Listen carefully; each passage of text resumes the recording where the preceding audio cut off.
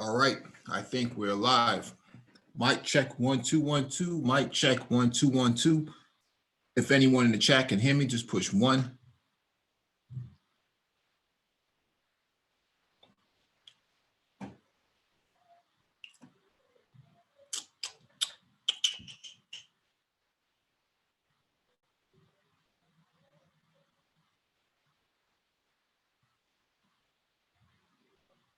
All right, I think we're live. Mic check 1.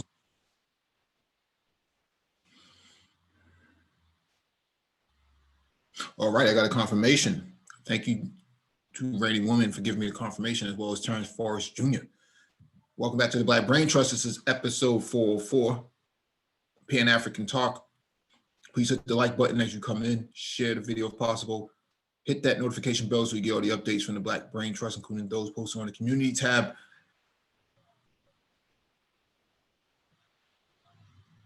Let me give a shout out to everyone in the chat. Terrence Forrest Jr., good evening to you. Rainy Woman, good evening to you. Edward Bailey, what's going on? Emmanuel Briggs, what's up?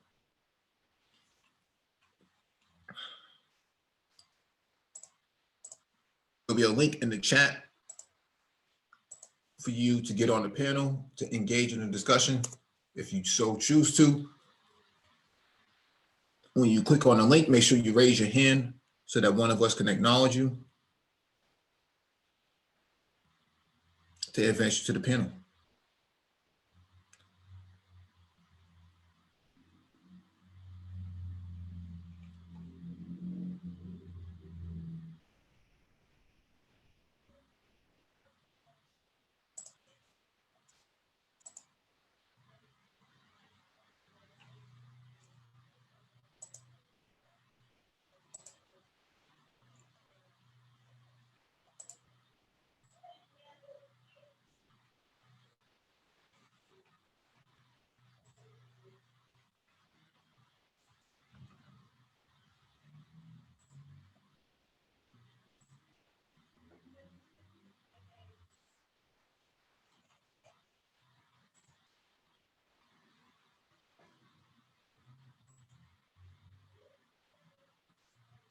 All right, we're gonna get started, man.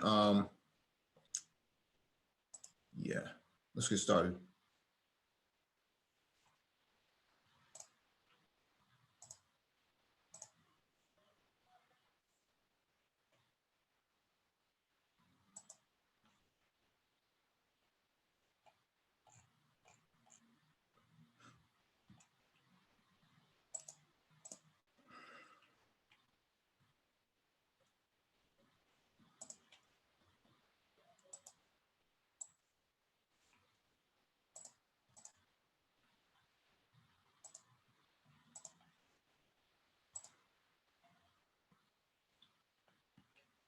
I don't see anyone trying to join the panel, so I'm going to run this myself. There's only a few articles, so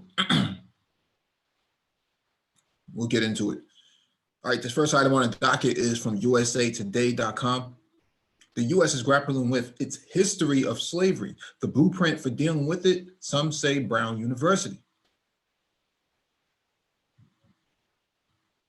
St. John's Antigua, Dorbreen or Marding, paced back and forth trying to squash evil spirits.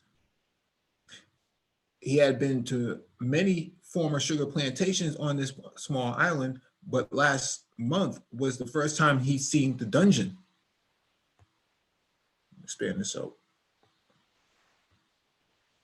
Omar knows well Antigua's long history of slavery. Africans ripped from their homelands, forced to work on sugar plantations for British owners. But the dungeon, with its dark inside smelling of sea salt and littered with dead crabs, stood as another visible reminder.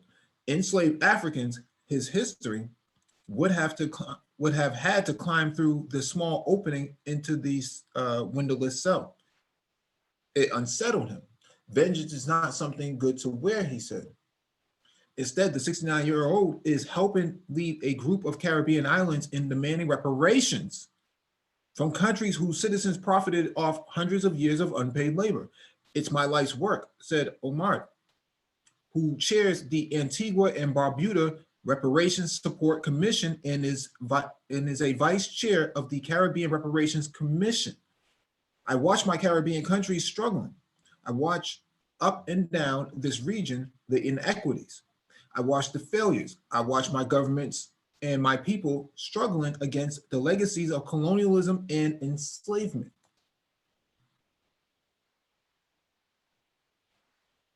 Thousands of miles north, the United States is grappling with how and if it will be held accountable for its own troubling history of enslaving Africans.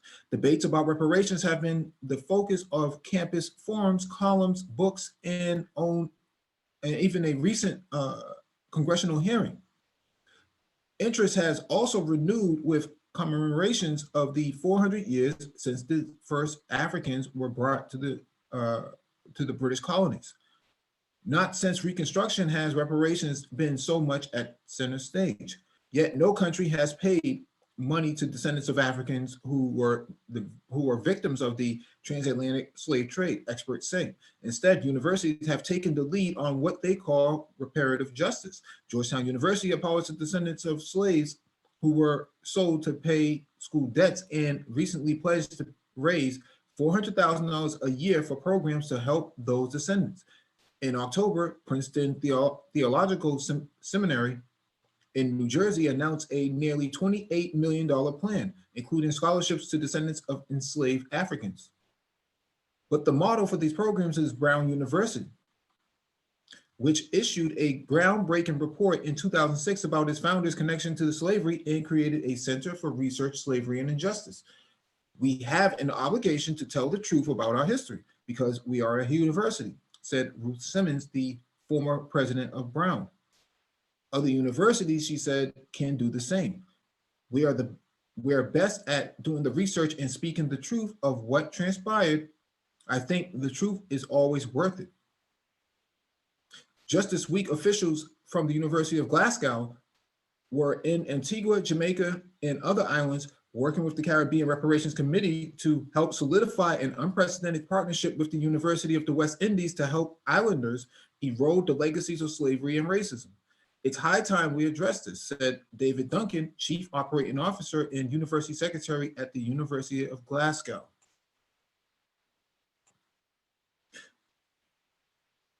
When slavery was abolished in 1865, the federal government promised millions of freed men and women 40 acres and a mule. That promise went unfulfilled.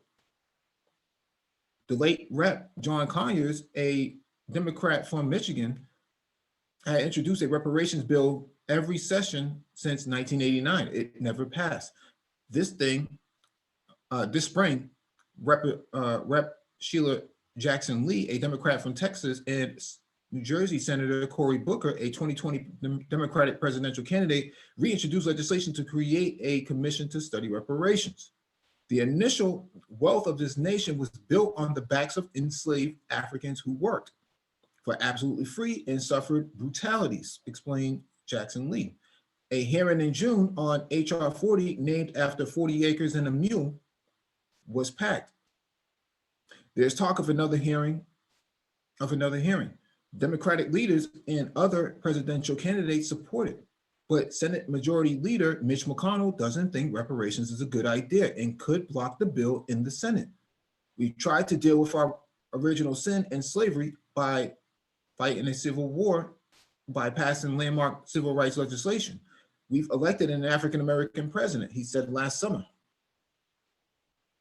We're always a work in progress in this country, but no one currently alive was responsible for that. He's not alone in that feeling. Opponents say determining who would be eligible for payments would be difficult and costly.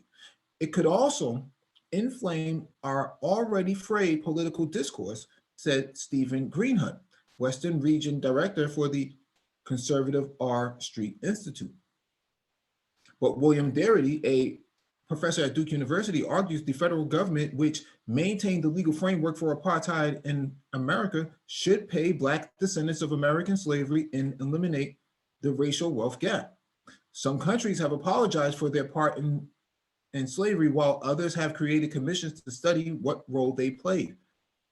If you want to say sorry for something, you must know what you've done, said Dominica Baidu, a member of the Council of Europe's European Commission Against Racism and Intolerance. Acknowledging that wrong, she said, may make descendants feel like a healing process can start.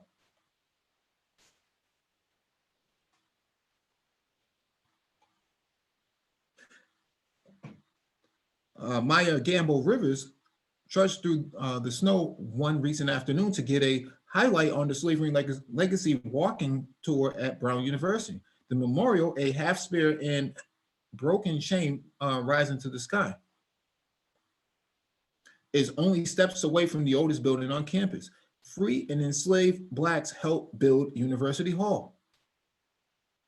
Inside is an exhibit entitled Hidden in Plain Sight, American Slavery and the University, which tells the story of the school founders' role in trafficking Africans.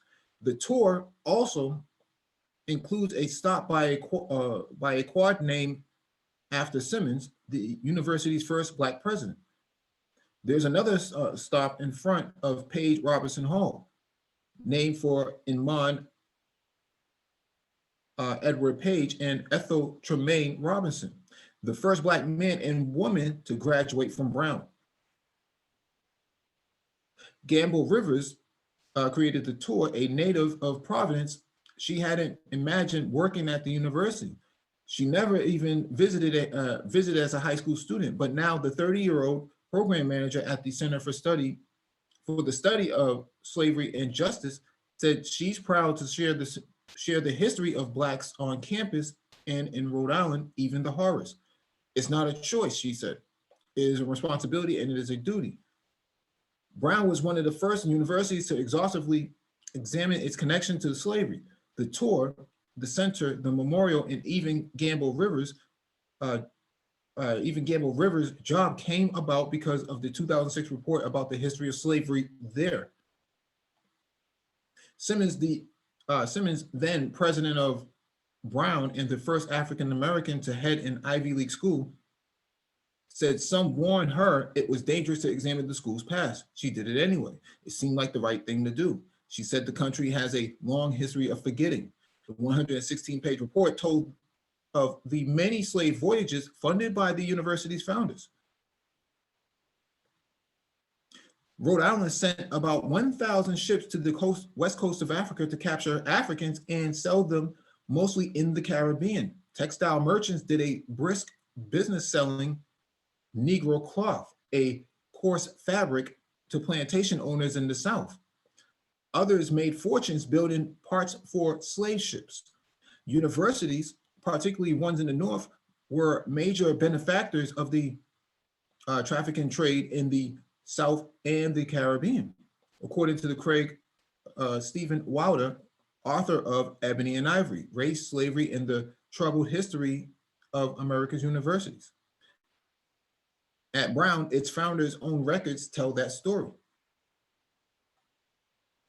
On campus, one recent afternoon, librarian Kimberly Nusco gingerly turned the brittle pages of a 1764 accounting book for the Sally, a voyage funded by Brown's funders.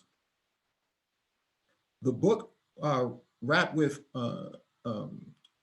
warped with age and encased in an acid-free blue box is housed in the John Carter Brown Library. It was on display in a room kept cool to protect it and other rare books collected from around the world. The spine of the Sally is ripped and the back cover is missing, but details of the journey list the day and number of Africans captured off the West Coast. 37 were taken on June 10th, 1764. That day, the crew traded 55 gallons of rum and 1 gun for a girl slave. The ledger shows captives attempted to revolt but failed. The crew killed some. Others died from injuries. By the end of the long voyage, 109 of the 196 had died. More than a year after the ship left Providence, It arrived in Antigua, where most of the surviving Africans were sold. The library's book collection and business papers provide other proof of how the Brown family profited from captured Africans. You can't argue it away, said Nusco. Busts of the brown men sit atop a fireplace and bookshelves in the center of the Ordnance Library, and similar homages are displayed throughout campus. Every day I'm facing the portrait of the first president who was a slaveholder, recalled Simmons, who retired as Brown's president in 2012. It is everywhere around and yet invisible to us. In the years since the report, the university created the Center for the Study of Slavery and Justice. It houses a rotating exhibit of work by Black artists. It's also where the slavery tour starts, and where staffers hold classes and run programs, including one that takes Providence High School students on a civil rights tour through the South. Earlier this month, the center hosted a conference on 1619 featuring scholars, students, activists, and archaeologists. As the Brown Steering Committee worked on its report, it's made sure the process was transparent. Simmons said, there were community forums. The final report is posted online and in print.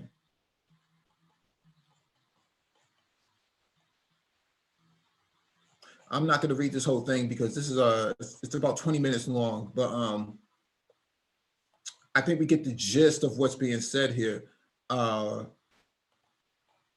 know, what really bothers me about this article is Mitch McConnell's role in a lot of this. You know, that he threatens to block, you know, the HR 40. And, you know, what's interesting about this is that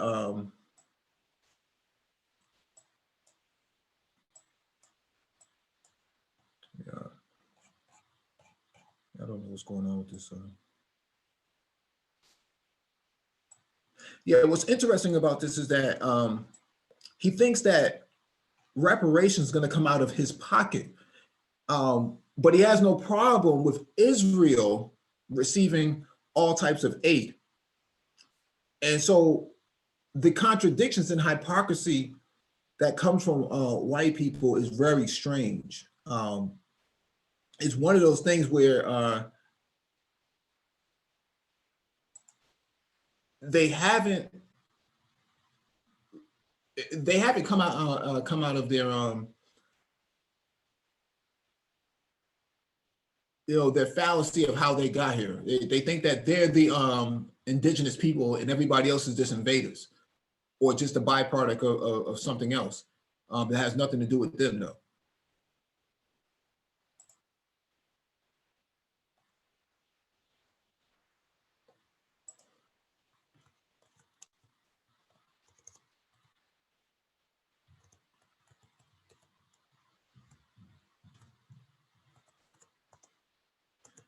And you have somebody like Mitch McConnell who's supposed to be a Democrat, but doesn't actually want to do anything.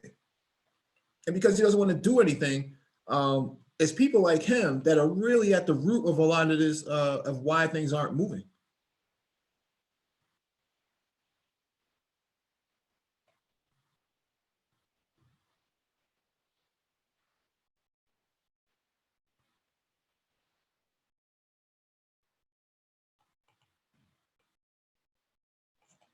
Let me make sure I drop the link again.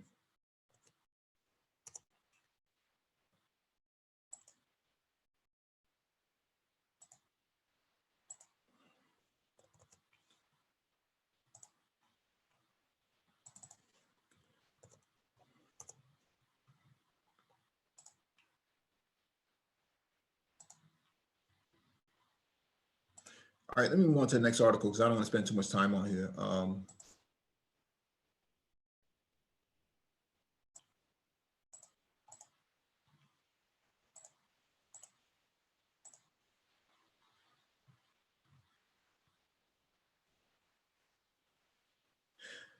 All right, this one is from theguardian.com.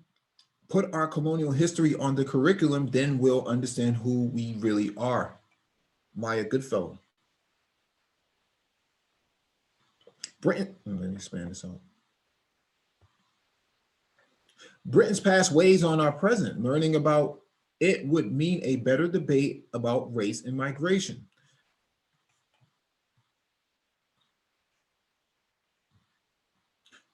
My mom came to the UK from India in 1973 after a chunk of time spent in Uganda when she was only 13. Colonialism shaped her life and that of my grandparents growing up in Newcastle.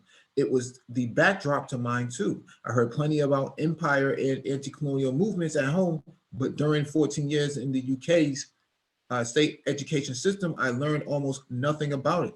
Now, over a decade later, little has changed. New research suggests that there still isn't much systematic teaching about empire. The national curriculum says young people are supposed to learn about how British has influenced and been influenced by the wider world. But when it comes to a central part of this country's history, there can be near silence. It's contained in 1 month of learning or hived off from the core curriculum in the form of optional modules. Why does this matter? A leak craft of the independent review to the Windrush scandal early this year showed one reason. It recommended that all Home Office staff should learn about the history of the UK and its relationship with the rest of the world, including Britain's colonial history. If we were all taught about the colonial history in school, we learned at a young age that many of the people who came here from colonies and former colonies did so as citizens, not as immigrants. We, we discussed how so-called immigration policies introduced from the 1960s onward were designed to make it more difficult for people of color to come to this country, and we examined the forms of resistance that came with this in a manner similar to the implementation of the Anti-Jewish Aliens Act of 1905. Successive governments treated minorities as a threat to the UK. They enacted what the academic Germinder Bomber calls policies of racialization. If we understood that, she told me, we wouldn't just shift the boundary of citizen and migrant to include people from former colonies. To say that I'm not a migrant is not a lack of solidarity with those who are migrants. If we were to accept that I am British, then that would mean that we would have to think differently about migration in the present. History is not stuck to the past. What we remember and how help us understand who we are, learning about empire from the brutal suppression of Kenya's Mau Mau uprising to W.E.B. Du Bois' work on colonialism would mean understanding that colonialists created race and the racial hierarchy to control and govern colonies around the world. Unpicking how and why race was constructed would make for a more sophisticated discussion about racism now and chip away at the idea that this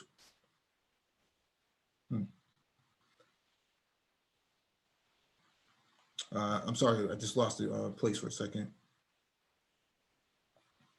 I'm picking at how and why race was constructed would make for a more sophisticated discussion about racism now and chip away at the idea that this was ever an exclusively white country. It might also mean on either side of the Brexit divide, pausing before they demand we take back control or lament that the UK was a tolerant country before the EU referendum. In a sanitized version of history that is spouted by politicians such as Boris Johnson, the UK grew rich not because of exploration and resource extraction, because of an innate ability to progress. This colonial thinking persists. The backward became the underdeveloped, while the lives and the knowledge of some are still considered more important than others. 4 billion people are not poor because of some unhappy accident or an inherent failing. Legacies of colonialism, extractive capitalist economies, and racialized hierarchies of power produce poverty. against a history where supremacy often meant mastering the environment for profit, decimating indigenous communities in the process. It's not by chance that the climate crisis now impacts those least responsible for it.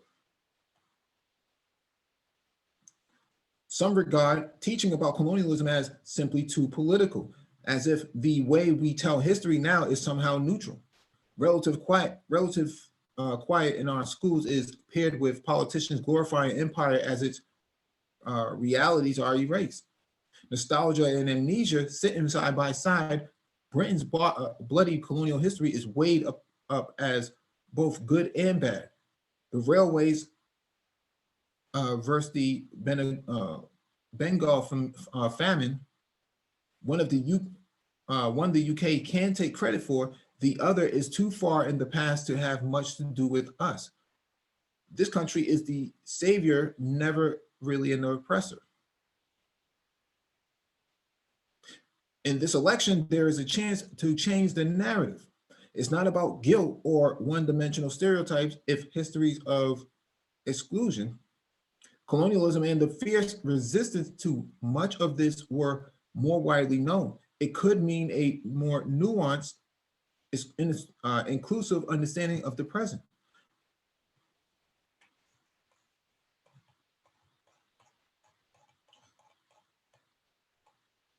This picture features Jamaicans being addressed in 1948 at the colonial office. You see a white man here, British white man, lecturing or, if anything, chastising these Black Jamaicans here.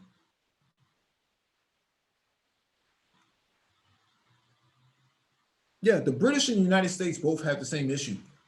In denial, selective memory, not really coherent on history, making up their own history, revising history as they go along.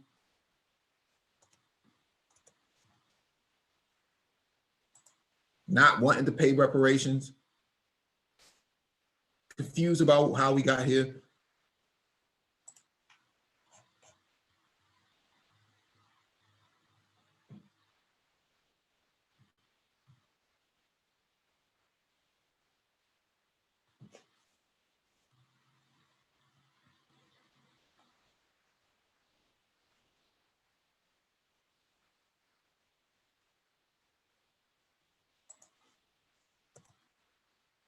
Oh, shoot. Yeah.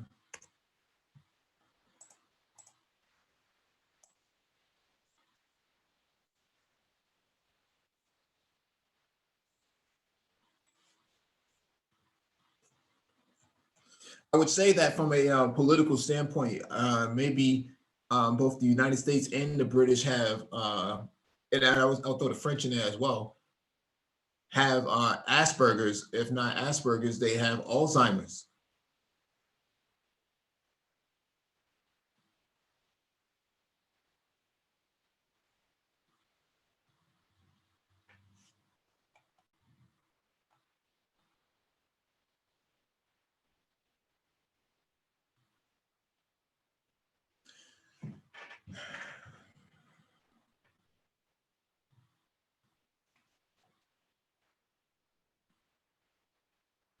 Yeah, I misspoke. Mitch McConnell is a Republican, so.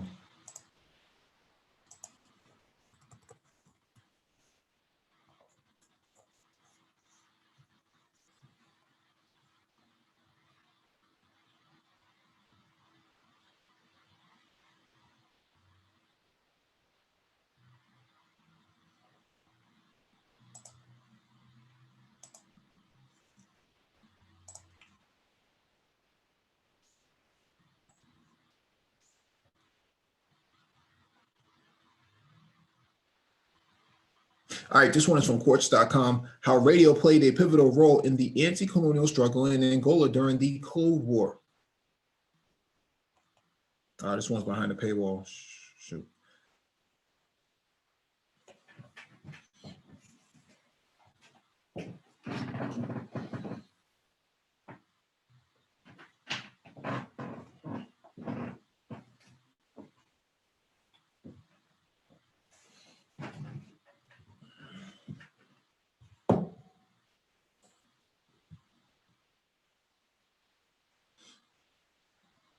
One August night in 1967, in the village of Mungo in central Angola, the local colonial administrator walked into a bar to buy cigarettes. As he entered, he noticed furtive gestures.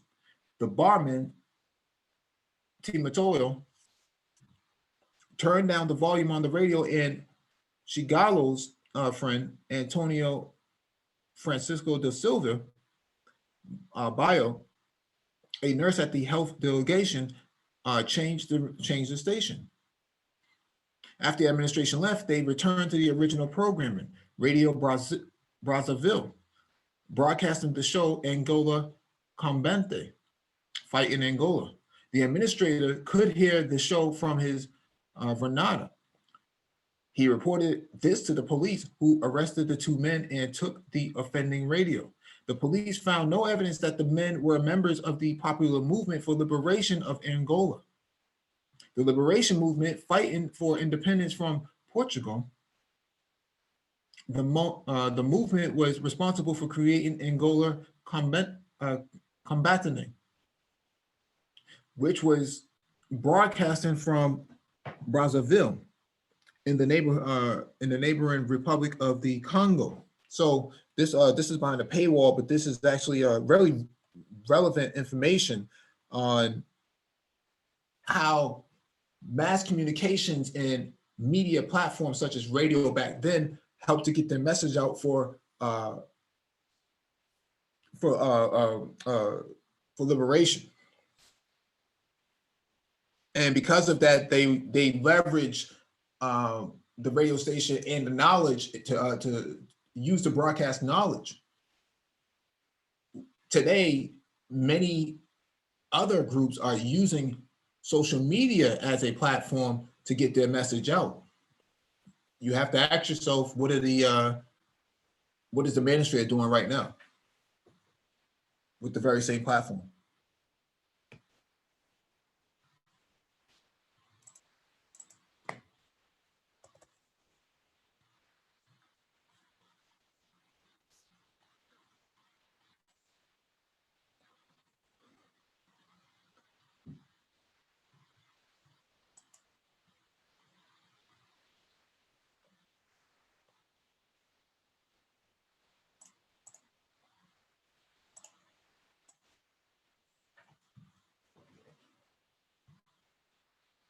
All right, let me get to the next item on the docket.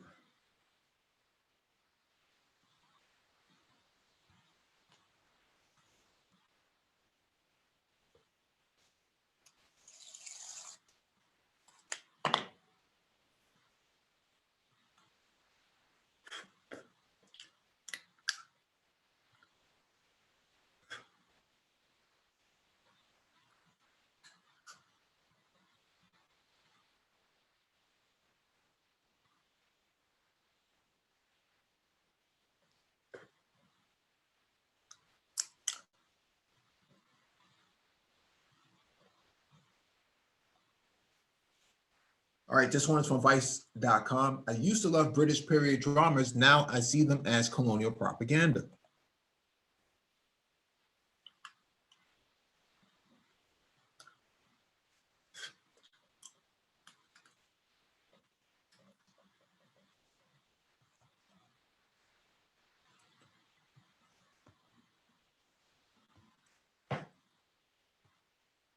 English is not our mother tongue, but so many of us speak it. So many of us even take pride in how well we speak it. I grew up in the post colonies, namely India, Hong Kong, and immigrant communities in the United States. The whole time my head was deep in British classics. I read them as if they were my own history. One of my favorites was The Mill on the Floss, a Victorian novel written by Marianne Evans under her pen name, George Eliot. The protagonist, Maggie Tulliver, was a rebel. I vividly remember how Eliot described her shaking in her head like a Shetland pony before chopping off her hair in defiance of femininity. I so closely identify with Maggie that the little town of Lincolnshire, where the novel was set, could have been uh, Rorschach or Gujarat, where I first read the book in secondary school. I carried I carried my radical, unnecessary self-identification with Maggie Tulliver on through college, through semesters of alienation in writing classes where professors would liken me to Jumper Lahari and tell me how lucky I was to be exotic during my last semester. I even wrote a term essay on how women in Victorian British novels demonstrate virtue. In addition to Vanity Fair, the heart of, I'm not going to read that part. Let me just read the last couple paragraphs. In the entire essay, not once did I mention race. I must have tactically understood that those elevated to classical protagonists must be white, as white was not a color, but the absence of it. That in narratives, whiteness performs as a sort of blankness, a canvas to paint metaphor and smile on. That it lends neutrality to fraught topics and allows the story to enter the mainstream. The literary, of white women, whether she was not snipping her locks off with farm scissors, brushing through Derbyshire, or yearning for a room of her own, was my unquestioned role model. Catherine would have me clatter the far keys of her baby grand piano to create dramatic atmosphere while she paraded around in her mother's fancy clothes. In our fantasy, she was the princess about to get married. She acted like she was a celebrity, but she was just a white British girl. I thought she was the most cosmopolitan, most self-professed of our Hong Kong elementary school classmates. My mother now has hilariously accused me then of kissing white ass. So I'm not going to read this whole thing. Actually, let me read this one last paragraph. When Princess Diana died, Catherine and I sat in my room and wept because we thought there were no more princesses in the world. Her death made her own lack of royalty more real. I performed a mournful solemnity I had picked up from her from books from childhood capers like those of Ronald Dahl, and recalled a picture of Diana touching Black children with HIV/AIDS with a saint, said an older auntie type for a princess to touch disease like that. So I'm not going to read this whole thing, but the gist of this is that Black and brown women, and I say brown,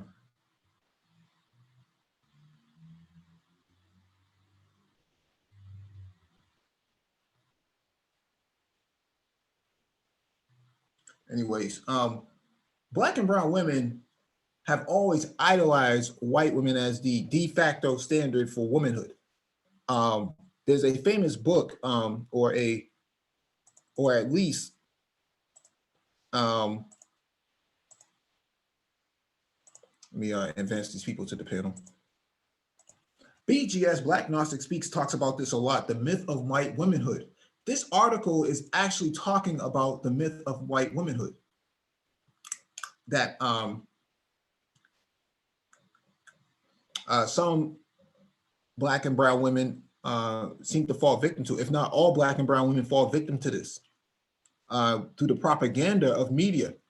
And when we have these discussions on YouTube and the manosphere, a lot of people will deny that that the myth of white womanhood is an actual thing. This article articulates this point, and this is coming from a British woman who lived in Hong Kong, that she had the same exact experience. But this goes in the United States, in the West, this goes back hundreds of years for Black women. They'll deny that this is even happening. Not only will they deny, but you will have a lot of guys out there that will take up that charge and deny it for them as well. Mm-hmm. Right. They see, I mean, even the article, points out that Princess Diana's death was so traumatic to these people. And it's like, They didn't see any other color than white. That's all they saw. They saw white women as the benchmark for femininity, like this article is pointing out.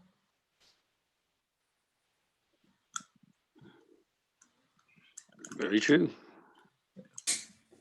Yeah. Yeah, what's up, y'all? Hey, what's going on? Yeah, that's a touchy issue that we recently everybody kind of just starting to get into now. Mm-hmm. But under the surface, I think that's always been a problem. Talking about raising children, a lot of women don't even value their own self. That's gonna have repercussions all the way down the line, and we still seeing this dysfunction to this day right now. Mm-hmm. Yeah, I mean, this is this is soft shoe bedwinching, right? They grew up as bedwinches. That's how they saw themselves in proximity to white women. And so this leads to a lot of interracial marriage for BWs, because BWs see whiteness as, or at least white males to WMs, as the archetype of success in the West, for at least. But in this article, she's she's not even from the West. She's actually from the East. Mm-hmm. Well, the East got a heavy dose because the British in India, Mm-hmm. they were rather harsh, and they kind of ruled India at the at the point of a gun, and they beat it into them immensely. And Indian people, even though they're considered Asian, they are a melanated people. Now, are they melanated in the African sense? No, but they are melanated, along with others in Asia. When we talk about micro, in the States, where Micronesia, however you would call, the small, Asian countries, that you have many, what they call them Melanesians, or Negritos, almost. That's what they call them. And these people have a lot of color there, and yet they were ruled by England. So England ruled the dark nations, many dark nations in the East, and had quite a bit of influence, as we know, in Africa as well. Yeah. At the point of a gun, and they definitely ruled with that psychological game over you, as far as who was more feminine, who was more standards of beauty, and all the other things that go along with a nation that had hegemony over you. And definitely the women and the men are going to fall certainly to they're going to fall to some of this. And how you view yourself and how you view who's more beautiful, who isn't, that plays a big role. Plays that role here. Yeah. I want to follow up on that, because if you look at India compared to our situation, their situation was dire too at the time. But for India to bounce back, the women gonna have some pride, the men gonna have pride, because they're in their own context of, in their environment, their culture. If you think about Gandhi, Gandhi was a big factor in getting their independence. And he was all about smart, intellectual as Gandhi was. He knew he had to go back to their culture, the true Indian. African Americans never did that. We never really got back to our true selves. We always been this bastardized version of Western culture. Well, because the African American is an invention and a byproduct of colonialism, right? But Indians and everyone else can go back 1,000, 2,000, 3,000 years into their history and pull language out, right? They still have, I think in India, there's probably like 100 different languages that's spoken there, and dialects. So in America, you can't really go back that far before you realize that, a lot of that has been lost. What came from the continent has almost been lost, other than the labor skill sets that they brought over with them. And so there's a stark difference between the two. But in terms of that article, swirling, what people want to call swirling, today, that they were swirling back then. Oh yeah, I definitely agree with that. The daughters of the trade and all that broke that down to you. We saw that long before. That's why when you hear a lot of these brothers talking about, hey, black woman, and you got to do this and do that. These black women have been out here, doing this. Yeah. And supported in doing this for well over 500 years. This is nothing new. Yeah. And it's such a shock to many of our minds, and many of us we're cognitive dissonance over some of this. But and I see it, and I see this argument starting to try to reform in another kind of derelict form here in the manosphere again, with guys bringing this stuff up, and the arguments are exceedingly weak. But here they are trying to argue this. And like I said, there is no debate. There's definitely a lot of weak arguments in the black manosphere. I'm so sick of some of these channels. And I just wanted to see, there's a lot of that going on, and they're trying to rehash it, and and I understand that the women want to have, their proxies out there pushing this, but the reality is you can't get away from a lot of this information and a lot of these facts. And the thing is, it ain't even just let me finish up, family. Let me finish up. Go ahead. Fair enough, man. Thank you. What we wanted to do was, you see a lot of this going on, and even in face of a lot of the facts that have been brought up over the years, you don't hear people, people don't want to talk about that, but yet they'll ignore it and then try to go back and blame it on you as being the centerpiece of this problem, of which I find also very interesting. But yet here you have it, even reading here in India, amongst Indians in East Asia, they're dealing with the same types of issues that have still affect them greatly. Because India, in so many ways, recently got to freedom after the Second World War in so many ways. And there's so much poverty that's there, even though their country has turned around. A lot of different things have happened. Internal wars. They're a IT superpower. Yeah. And they're rising up. But yet some of those same issues still, the caste system that they had that was put on them, much of that was from colonialism. The Brahmins were these very fair-skinned, very light-skinned Indians, that looked, many of them were mixed with British blood. These were the most, high, if you will. And then the darker, blacker Indians were, oh my goodness gracious, they were bottom of the barrel, and the poorest. So they very much have dealt, and their caste system is ferocious. Yeah. And it was very similar to ours, very similar. They were coming up in many ways the same way. The parallels are shocking, to say the least. Yeah. And you see how it's affecting us here, to this very day. Anyway, go ahead. No, I was just gonna follow up on what you were saying on, the thing with our women here. It ain't even just black women. It's women. Period. They got the freedom to. They're comfortable. We haven't really had no real conflict here on this land. Whereas everywhere else in the world, they don't have that. They can remember when something tragic happened.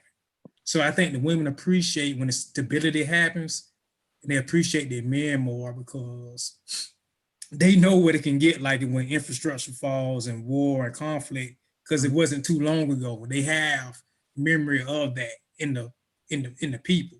Whereas here, we're so kind of removed from real conflict. I mean, we done had protests and little stuff here and there, but nothing probably real severe since the American Civil War. So we've had a lot of conflict here. We've had immense conflict in the breakdown of our society in so many ways, where you've had horrific policies, and the drug policy was one of them. And the internecine warfare that we've had in our own community And where we've come out of it is this derelict, gynocracy, which is so, yeah, I agree with that. so, I'm not saying, so, but I so still don't think you can savagely. compare that to an actual like war. Oh, I think it's very much war. And if everything is warfare.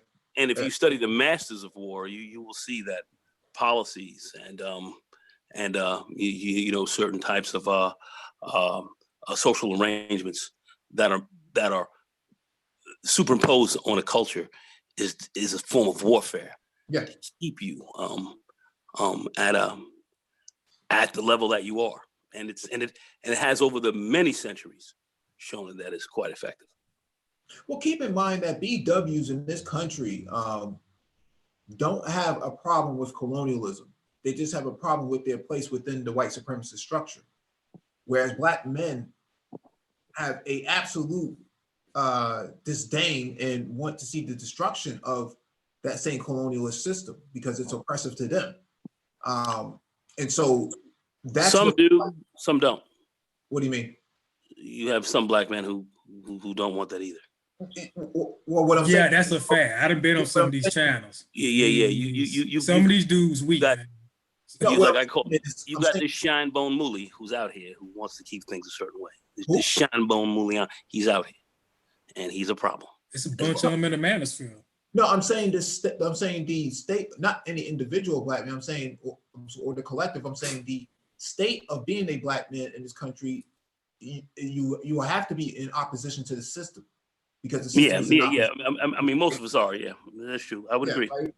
Yeah. So I'm saying the state of a Black man in this country is in opposition to the system, and the system is because the system is in opposition to him. But for BWs, they're not in opposition to the system. They're in opposition to their place within the system, and that. Well, they want to be Miss Ann, right. and they're not.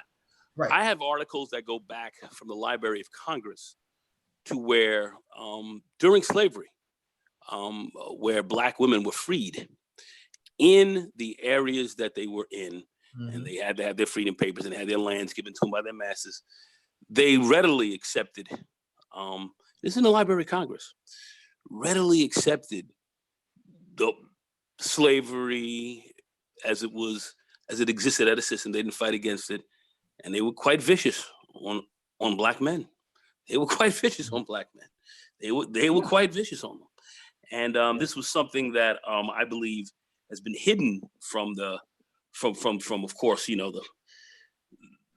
the public knowledge, of course, because you got to go in the Library of Congress, you got to do some research and do some deep reading, of which, it's anathema to many of us. But yet when you start to research this, you really start to see just what's going on. And that's just not to castigate all Black women in this way, because certainly we know that all not, but there is a system that has been set up that has kept you at odds with your woman, because at the end of the day, if you're strong and your family's strong and everybody else is really strong in there, you can turn some shit over. You can fuck some shit up, pardon the expression, but you can do that. Right. They don't want, and that's an issue of what they don't want to have. So we've seen it. We've looked at the color structure, the sex game that's being played, and how they've set up this gynocracy. You have people actually running around today saying no gynocracy exists, which we all know it does. It's been documented, and even many women know it. But you have people who actually run around saying such madness. Yeah. And this is what keeps the game in place the way it is. Yeah. And and that's one of the things the Manosphere has done. But yet, when we talk about colonialism, when we talk about hegemony, this is what folks have to do. They have to grab your minds like this, and that's essentially what you're talking about here in this article, and just bringing it back with somebody here in this article and what's being written, and how this actually affected people in the East as it has affected people here in the West. So right. The parallels are absolutely similar. Yeah, and what you're hearing now is a new spin on progressiveness, where the anti-progressive have taken the term of being pro-Black and have used it and leveraged it for their own toxic ideas, where the term pro-Black just means to be pro-BW. It has absolutely nothing to do with BMs. And so you hear this sort of misandrous tones and undertones being pushed throughout social media, places like the manosphere, by certain individuals or certain demographics of the YouTube audience and community. And now they're going back to more, they want a more Jim Crow style environment, not imposed by WMs, but to be imposed by themselves. They want to self-segregate in a society where they have no industrialization at all.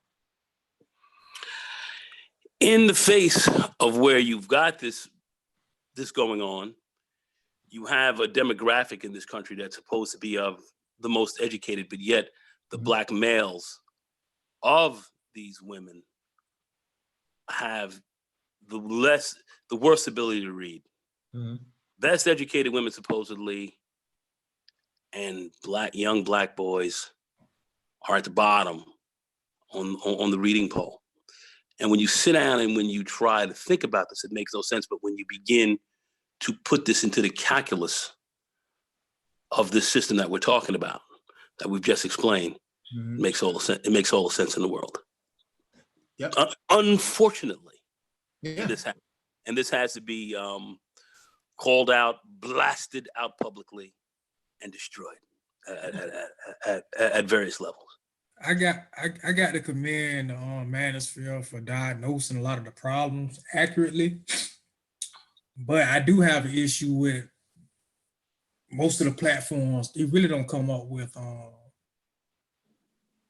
actual valuable solutions, because I'm getting to the point where I'm actually getting upset with a lot of the dudes too, because like we see everything that's going on here, like Dr. Phoenix said the other night. I think it was last night I did the stream, on every metric. I mean, this whole system is just completely against us. And what you was going to say something? No, finish up your comment. No, yeah, you go ahead. Yeah. It gets to get to a point where brothers going to have to organize to get beyond these borders. The theme of this is Pan-African. When you bring up Pan-African ideas and points in some of these other platforms, like the conversation gets so retarded. I'm glad I'm not in front of somebody in person, because like some of these dudes, and I look at this place, this is the best black man we have. And I'm like, if this is the best black man we have, I'm like, man, Black America over with. Well, keep in mind that, when we talk about Black males being at the bottom of statistical categories such as reading comprehension and mathematics and things of that nature, that's supposed to be the framework that the colonialists had in place, hundreds of years ago. The only difference now is that there's a different overseer, looking over the plantation.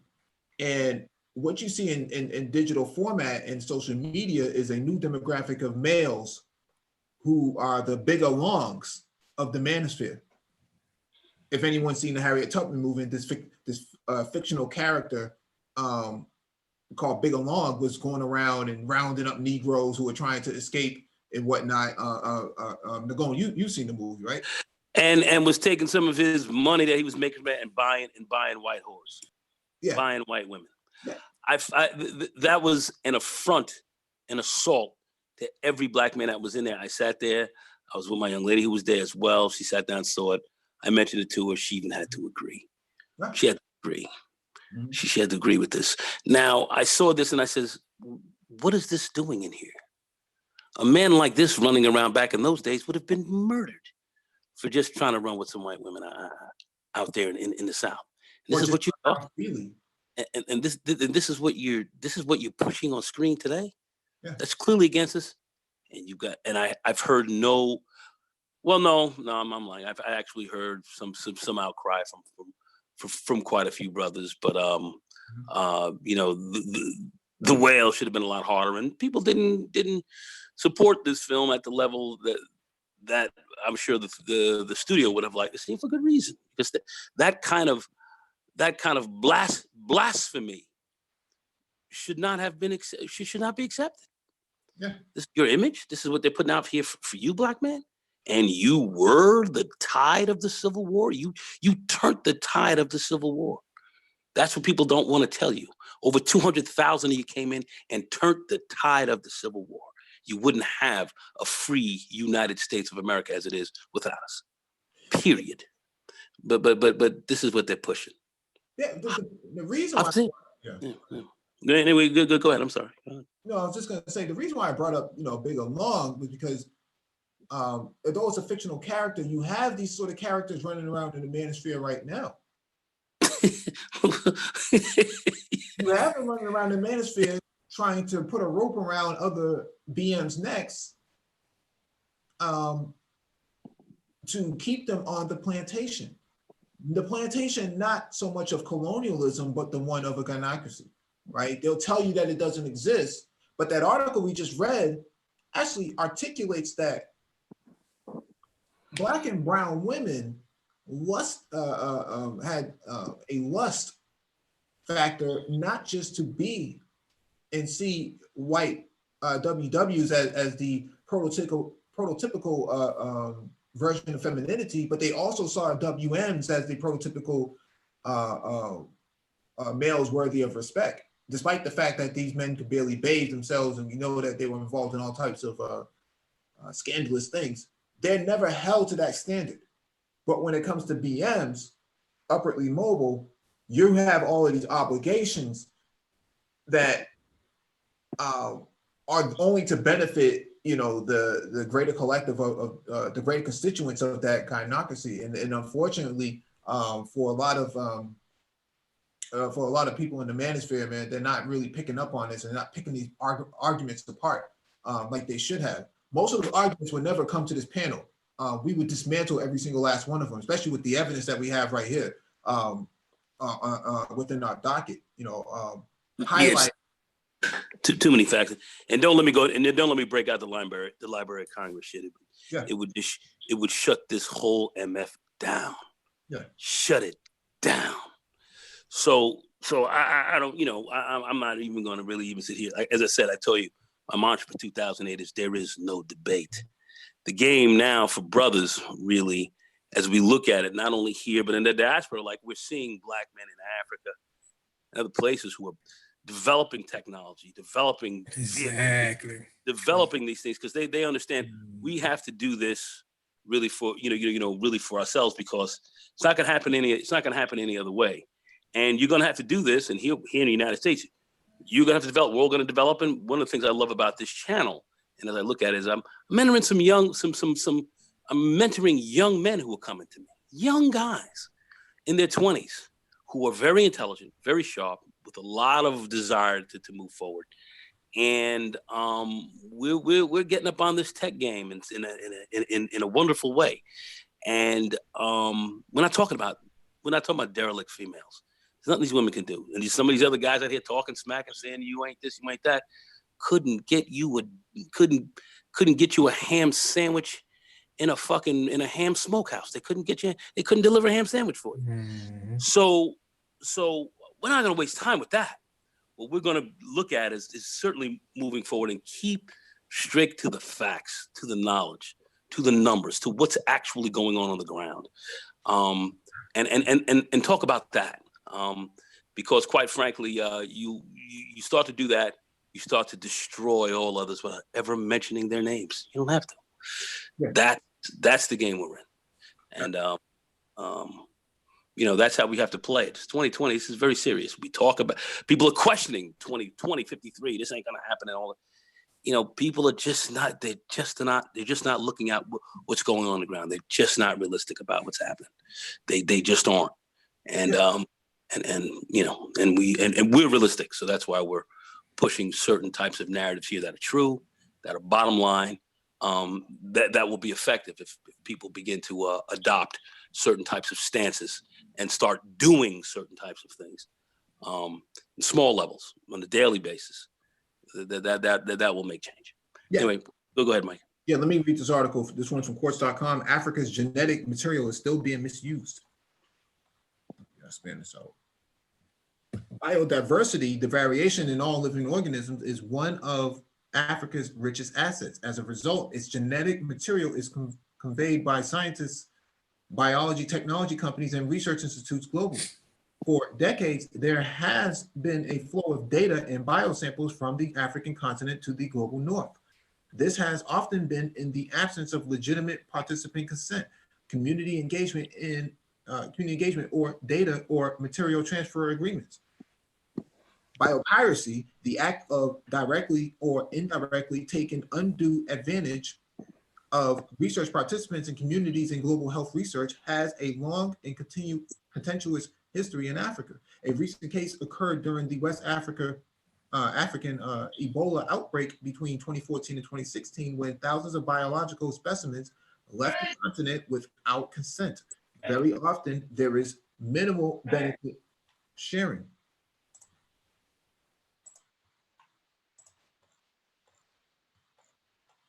The issue has been in the news again in South Africa. Accusations have been levied against the Wellcome Sanger Institute in the UK for allegedly attempting to commercialize data obtained from various African universities.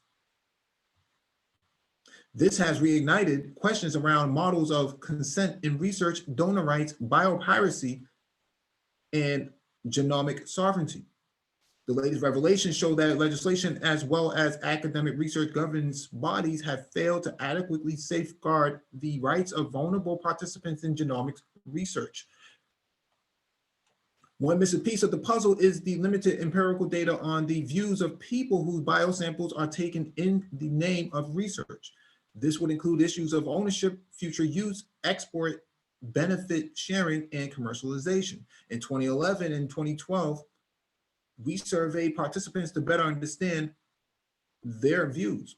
We recruited participants who had experience with research, the consent process, and the use of biological samples. They were engaged in studies at academic research units attached to public hospitals and private research centers. Our findings remain relevant today, as many of the issues raised by the people we spoke to have still not been addressed. Our study was conducted over a 10-month period from September 2011 to June 2012. We sampled 200 participants in the Western Cape and Gauteng provinces in South Africa. Participants who had already consented to use of their blood for research were asked several questions, including the following: how they felt about their samples being stored for future use, and about them being sent abroad to foreign countries, as well as the possibility of future commercialization. Most participants were supportive of research, but many expressed concerns about export of their blood samples and data out of South Africa. For their part, researchers viewed the biosamples as donations, but participants believed they had ownership rights and were keen on benefit sharing. Almost half of the participants were not in favor of broad consent delegated to a research ethics committee. Their preference was to be contacted again for consent in the future. The legitimacy of using broad consent models of genomic research and biobanking occupies a contested space among bioethicists and researchers globally. Broad consent allows researchers to use biosamples and data indefinitely for future research. Usually, with broad consent, future research must be approved by a research ethics committee, a diverse group of experts from different research, medical, legal, and ethics disciplines. And it is not then necessary to contact donors and ask for their permission to conduct research with their samples or data again. But this type of consent is particularly contentious in resource-depleted countries. This is because research participants often don't understand the complex scientific jargon and used in consent documents or processes, especially where use of their samples or data in the future is concerned. This includes commercialization. Strong privacy protection legislation and other similar laws require specific consent. This means that individual participants need to consent to use of their data in specific project or disease category. This makes it challenging to understand how broad consent delegated to a research ethics committee for unspecified future use can be legally obtained in research. This is particularly concerning where future commercialization may be included in broad consent models without being explicitly discussed with participants. The language used to explain commercialization is often vague and not fully comprehensible by vulnerable populations. South Africa also has protocols in place. For example, clear, explicit, voluntary, informed consent is required for all use of data and samples belonging to research participants. If data or samples are to be transferred to other researchers in South Africa or abroad, participants ought to be aware of this and can then consent or decline. However, this is not always what happens. In addition, if data is to be shared with another institution, a data transfer agreement or material transfer agreement must be signed prior to the transfer. This too does not always happen. So what they're basically talking about here is that Dr. Phoenix brought this up last night. He brought this up over the weekend as well. Black people need to be involved in genomic research, right? He talked about this extensively, and this is a good example of what he is talking about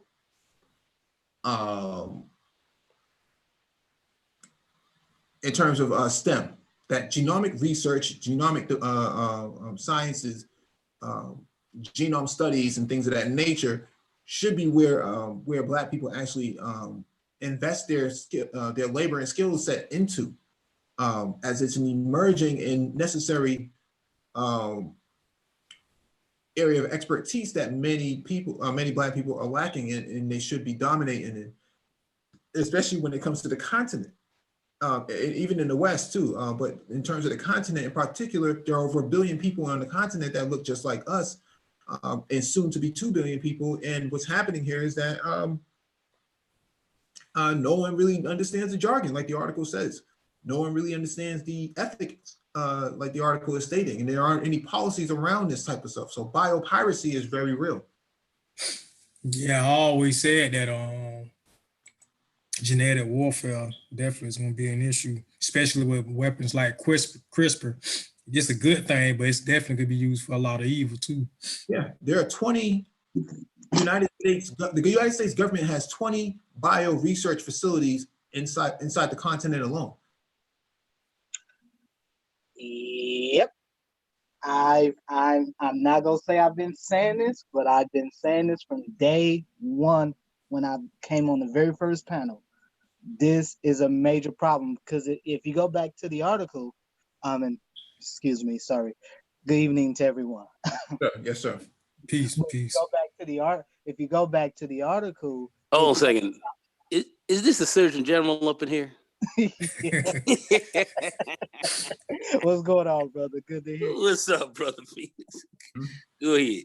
Yeah. And so if you go back to the article, what you were reading, Mike, they were talking about issues around informed consent. Right now, I was just saying this last night. I was saying this on the panel a few days ago about maternal and fetal health, how genetics and genomics and obstetrics and gynecological care go hand in hand. You do not have one without the other. Most of your clinical medical geneticists are physicians or folks with PhDs, and the primary way to get into it as a physician, you either have to be a pediatrician, internist, or OB-GYN doc. Those are pretty much the only ways. I do know of a few family medicine docs that have done it as well, but those are the principal three specialties that have access to that. But I say that to say, because even in nursing, they're expanding that. So there's only one program like this in the country, but they have a fellowship. It's for nurse practitioners. You have to have a doctorate, but it's a 2-year fellowship with at Vanderbilt University, the only one of its kind in the country. and they only let in a handful of these people in these programs. And right now, they don't even let in a lot of folks. I know for medical doctors, you have about 55 or so of these programs in the country. They only get about 11% of them. They only get about 11 of them that are filled every year. So they only fill like not even a third of them, less than a third.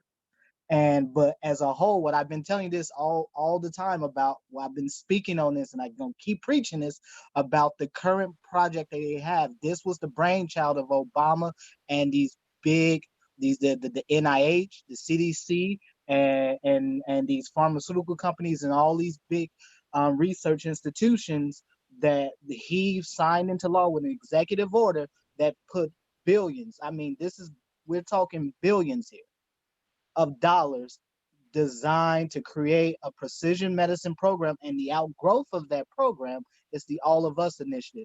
Every single state has one. They're rolling it out. They've been rolling it out this year, and they're going to kick it into high gear in 2020.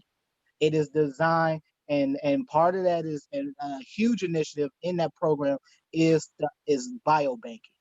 And what I've been trying to make clear to Black folks is that Black DNA is the one genome that they have not been able to truly unlock and figure out. That and a major part is because they've been unable to get Black folks to adequately participate in the adequate numbers. Mm-hmm. And so getting Black folks to participate, the problem is that you do have major issues around informed consent. Because once you give up a bit of your biological data, so whether that's physiological data through blood pressure, pulse, whatever, height, weight, or biological data through blood samples or whatever, that can be used. And so you don't technically, and in the way the current scheme of it is that you can say, well, I authorize this company to use this for this specific purpose. However, they can give it to the next one. They can give it to another research or to another institution, and you will never know. Yep. And so that's the major problem around informed consent, is that you don't know that once you give it from that to that initial institution or that group of researchers, what your data is going to be used for after that. Mm-hmm. You don't know. And that was the issue with the Henrietta Lacks, is that one, she didn't, her family didn't know, but two, by the time they found out, now you got this damn near $1 trillion industry that was built off of the study of cells. And to this day, every single cell you see studied in a lab, I don't care who's studying it, is a Henrietta Lacks cell. Every single one. They're all HeLa cells. Every single one. And so and again, these programs are extremely selective. And part of what I've been doing with the group I've been working with in my state is that we're really pushing a lot of these medical schools, these state universities and these private institutions to start letting more Black students in that have interest in genetics and genomics and pharmaceutical sciences and stuff like that, because this is the wave of the future. We're talking about people are going to be making their careers for the next century or two off of this. Mm-hmm. And we have to encourage people to go there. A lot of people are not aware of this stuff. I just remember back, some years back, and it was at my daughter's college where they had the whole human genome. It was in the in the biology hall at her school. Where they were talking about the Human Genome Project, and you basically had the chromosome kind of laid out. You saw where kind of everything was. I mean, just kind of where everything was. Mm-hmm. And it was kind of fascinating. And we're not being, motivated enough, I don't believe, inside of our own institutions, and even the Black ones, where many Black men and Black women are teachers. They're not pushing a lot of this. We're not. And we need to have those pushing this a lot more, because the only way you're going to get into it is you got to be encouraged. Our thoughts from there, we really have to encourage people to do it. That's a big issue. I do want to say that. I do, because you bring up a very good point, because this is not encouraged. And also, Rael actually brings up something very interesting in the chat too, because part of the problem is that one of the major ways they used to do a lot of DNA genome analysis is that they used to actually get they get a lot of it from from expecting mothers. So they get it from the embryonic sac, they get it from the placenta, the umbilical cord. So those are the major areas where they tend to get a lot of that biological, those biological samples from, that they can, later run genome sequences on. And so what really is important, what the big takeaway here that I want folks to understand, is that we do need people involved in this, and more importantly is because they're making a push into the continent. They've been making a big push. When I was speaking last night at a gentleman that was one of my McNair mentors, he worked with he was a scientist. He worked with Ebola researchers in Liberia and stuff like that. And so, they have a number of these major institutions tied into some of the big institutions within these African universities on the continent. And in fact, they send a lot of African universities send their students over to the US. They go to places like the NIH specifically, where they get their PhDs, they get the training, then they go back into the continent, and and oftentimes they do a lot of research that is co-funded by Western governments, primarily of which European and the US governments. And so they do a lot of that research. So again, the major goal of this is to get Black Americans to get their genetic data, or genomic data, I should say, and to Africans, those from the continent, to get their genomic data, because by far, and I would probably say it's even more important to get the African genomic data, simply because African genome is more pure. It's not diluted as African American DNA.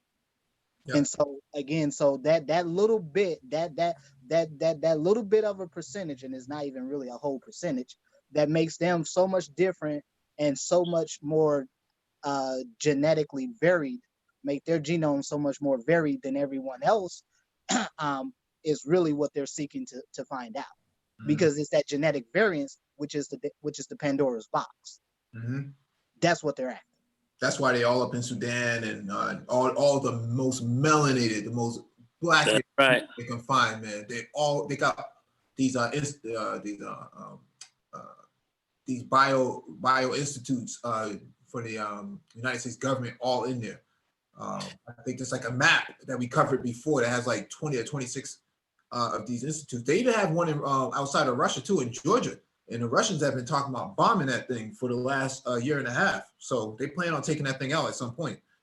Well, this kind of goes back to the previous article with the Indian bad wench. Yep. If you go on the Indian subcontinent, you go to India, they're all over the place. They have people embedded. I mean, it's not just the NIH and these big you got a lot of these NGOs and a lot of these private organizations that have NGOs set up and fund these NGOs, and I was talking about this a few days ago too, where you have private organizations that fund a lot of this research on the ground. It's not just governmental. Yep. I'm just pointing out the fact that they do have these institutes. No. I was just adding to what you were saying. Okay. So no, it was, and again, the problem where we're lacking, because, I think I mentioned this a few months back, maybe might have been over the summer, but I attended an event earlier this year where a brother from Tuskegee Institute, he's a biochemist, but he does he's part of a consortium that includes I want to say Ghana, Nigeria, Tuskegee, I want to say Morehouse, and a couple other big institutions here in the States. But they're part of a consortium where they're doing exactly what you were just reading out in that article. Because again, and this is part of what happens a lot of times in these research, is that they will get some Black researchers, specifically folks that are just trying to get their careers off the ground, trying to get their feet in the door, trying to get their feet wet. They would get them, and a lot of times these folks will become the face, while the real folks who got the real money, they come behind and get all the credit and get all the glory and do all the actual, are the ones doing the real deal science. Yep. So. Yeah, let me get to this next article from the HaitianTimes.com. Shocking report finds UN peacekeepers fathered hundreds of children while working in Haiti. Any surprise? Disgusting. Oh God. Well, is that any surprise? No. United Nations peacekeepers charged with protecting the population in Haiti have fathered hundreds of babies with local women and children only to leave them in poverty, research has found.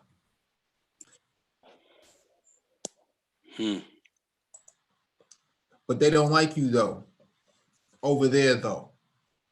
A new paper published by the University of Birmingham's Sabine Lee and Queen's University's Susan Bartels details the shocking experience of those supposedly living under the protection of a UN stabilization mission in Haiti, MINUSTA. Who's trying to get in here?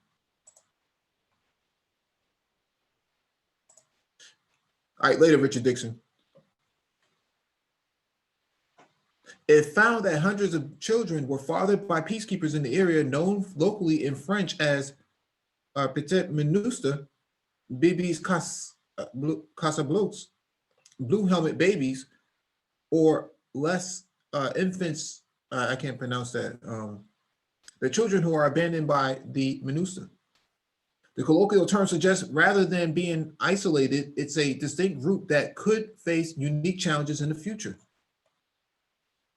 The stories arose out of a study that involved talking to around 2,500 Haitians about their experience of women and girls in the communities that host peace operations. They were spoken to by trained researchers and were not prompted to talk about sexual abuse or exploitation. However, of the 2,500 asked, 265 or around 10% revealed stories of peacekeeper fathered children. They abused many of our families. One male from St. Mark told the study. They may seem like they love you. They drop a few coins in your hands after they sleep with you, when they put a few coins in your hand to drop a baby in you.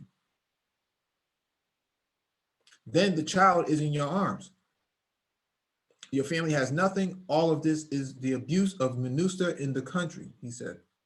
Another married man from Cité Soleil said women often receive small amounts of money in exchange for sex.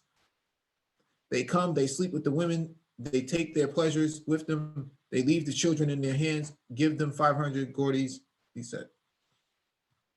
Another man from the Port Salut reported they had sex with girls, and not even for money, is just for food, for one meal.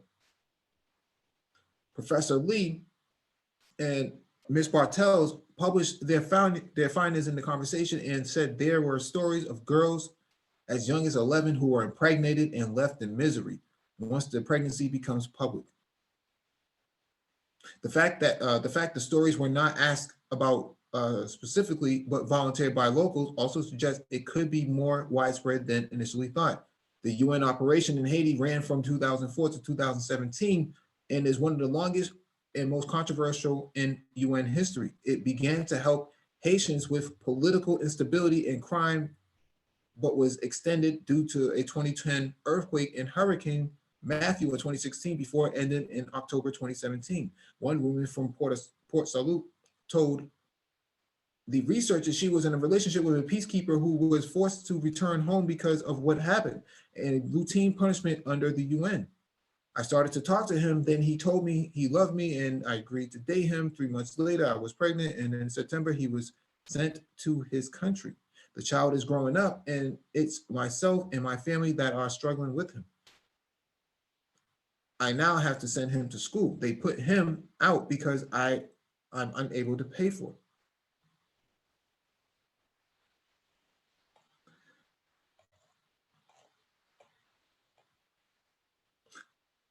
One man from Cap Haitian said the soldiers destroyed these young girls' futures by getting them pregnant with a couple of babies and abandoning them. Basically, these actions of the soldiers can have a negative impact on the society and on the country in general, because these young girls could have been lawyers, doctors, or anything that would have helped Haiti tomorrow. Now, some of them are walking in the street or in the flea market and other places with a basket over their head, selling oranges, peppers, and other goods in order to raise children. They have with the MINUSTA soldiers. MINUSTA has been previously linked to a sex ring in Haiti, in which 134 Sri Lankan peacekeepers exploited 9 children in a sex ring from 2004 to 2007. A UN peace operations spokesperson said the organization takes the issue raised seriously. Yeah, right.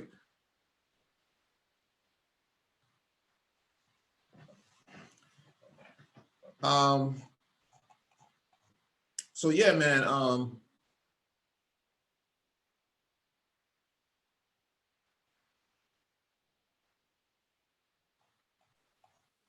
For whatever reason, these guys are above the law.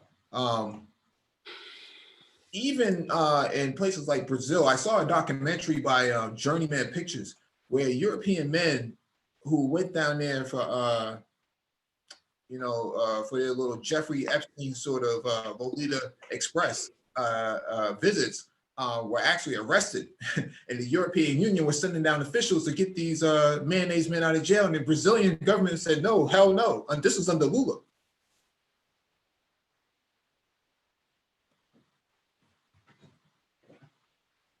I mean, are you still reading? I didn't want to interrupt you. If you're I'm not. No, the article's finished. Yeah. I think it was what? I mean, we've seen numerous stories come out in the media in the last, 3-4 years of these UN workers, these folks in these NGOs, folks from the Clinton Foundation, whatever. There was numerous stories that came out of these white males. They were, raping young girls and all kinds of crazy stuff. I mean, there were stories where they were potentially even giving many of these young ladies HIV/AIDS. They were spreading STIs. Yep. So I mean, this is not surprising, but I think a better question is what fundamentally will Black people do about this? It's not just the Haitians. Again, Haitians are just a really small country, and truth be told, as much as I know brothers like going to the DR, the DR is an enemy of Haiti. Let's just be honest. Yep. They've never been friendly. They've been hostile to Haiti, although it was Haiti who ultimately helped them gain their freedom, and they repaid them back with. Everyone's familiar with the Parsley Day massacre and all of that in Trujillo. Well, we have to. The history of Haiti is kind of complex because the former president that was there before Duvalier was selling Haitian people to Trujillo and them under a slave versus dollars type of an arrangement, and he was selling out his own Haitian people to work the lands of the Dominican Republic there for money, and he was deposed and was killed later, and then the Duvaliers came in, but this was good. This was going on, so Haiti is not as great as a country that it has been as far as shaking up the slave trade here in the West, and being and actually gaining their freedom from a colonial power through warfare. They've got a checkered past in certain respects, and that's a very dark part of their history that really influenced a lot of the attitudes till this very day. And I know folks don't want to talk about it; they don't want to bring that up, but I will. I would just also just kind of like say, as far as what's going on in Haiti.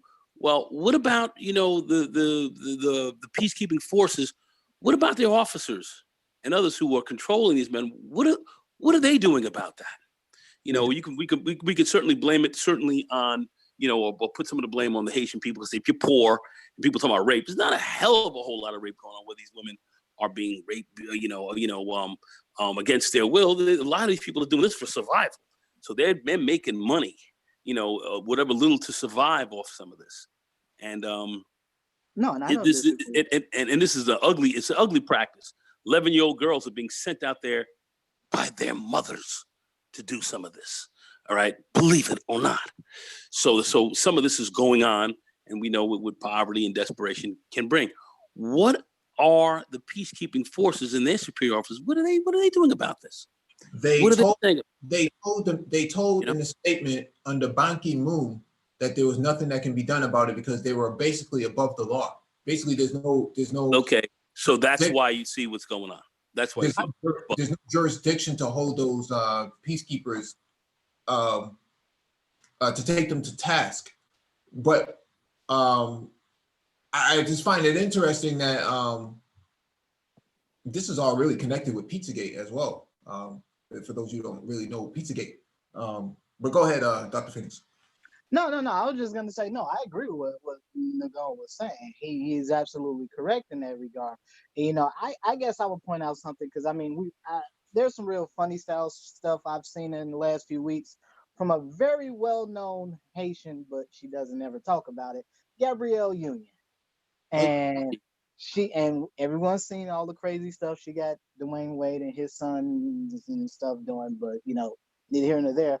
But I say as much credit as she's giving to that and helping white women, when is she gonna ever stand up for those Haitian for fellow Haitian sisters? I mean, obviously she's not the only one responsible here, but certainly she seems to be championing a lot of other causes other than some of the more pertinent ones that affects her land of ancestry. The lady from the Jamie Foxx show too. Gabrielle, whatever their name, Gabrielle Garcia or some. I mean, she's Brazil. Yeah, Brazil. she was bad when she told that crazy story about how her husband cheated on her a few years back, and I was dying laughing. Yeah. Well, but this is my thing. You've got these peacekeepers doing this. They're setting up illegal sex rings and all this kind of craziness going on. This is going on right underneath their aegis, and they're letting this happen. They're above the law, and they're letting this go down. These are crimes against humanity, in my view, being set upon by these peacekeeping forces. These are crimes against humanity. Crimes against humanity. Yeah. And I'm curious to know why they used these foreign. None of these peacekeepers had anything to do with the country itself. I don't know. Yeah, I don't know why they didn't use other Caribbean personnel to do that. Where was the Organization of American States, the OAS? Where was the African Union on all of this, man? Ultimately, the peacekeeping forces under NATO and whoever else is being set up they're responsible for a lot of this that's going on. They're responsible for this shit happening. And quite frankly, yes, you can say the people, and the Haitians government should be coming down on a lot more of this as well. Yeah, but your soldiers are running amok. They're doing this, sex rings, all this kind of crap, 11-year-old girls, all this kind of crazy. Yeah. Yeah. Let me read this last article. This one is from France 24. 8 West African countries agreed to sever common currency from France. The CFA franc was initially pegged to the French franc and has been linked to the euro for about 2 decades. Benin, Burkina Faso, Guinea-Bissau, Ivory Coast, Mali, Niger, Senegal, and Togo currently use the currency. All the countries are former French colonies, with the exception of Guinea-Bissau. The announcement was made Saturday during a visit by French President Emmanuel Macron to Ivory Coast, the world's top cocoa producer and France's former main colony in West Africa. Ivory Coast President Alassane, speaking in the country's economic capital, Abidjan, announced 3 major changes. These include a change of the name of the currency, he said, adding that the others would be stopping holding 50% of the reserves in the French treasury, and the withdrawal of French governance in any aspect related to the currency. Macron hailed it as a historic reform, adding, the ECO will see the light of day in 2020. The deal took 6 months in the making, a French source said. The CFA franc's value was moored to the euro after its introduction 2 decades ago at a fixed rate of 655.96 CFA francs to €1. The Bank of France holds half of the currency's total reserves, but France does not make money on its deposit stewardship, annually paying a ceiling interest rate of 0.75% to member states. That's low. The arrangement guarantees unlimited convertibility of CFA francs into euros and facilitates interzone transfers. CFA notes and coins are printed and minted at a Bank of France facility. Sorry.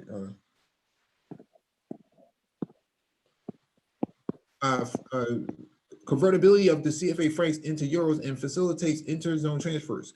The CFA notes and coins are printed and minted at a Bank of France facility in the southern town of Charmelise. The CFA franc, created in 1945, was seen by many as a sign of French interference in its former African colonies, even after the countries became independent. The Economic Community of West African States regional bloc, known as ECOWAS, earlier Saturday urged members to push on with efforts to establish a common currency, optimistically slated to launch next year. The bloc insists it is aiming to have the ECO in place in 2020, but almost none of the 15 countries in the group currently meet criteria to join. ECOWAS urges member states to continue efforts to meet the convergence criteria. Commission Chief Jean-Claude Kassi-Brown said after a summit of regional leaders in the Nigerian capital, Abuja.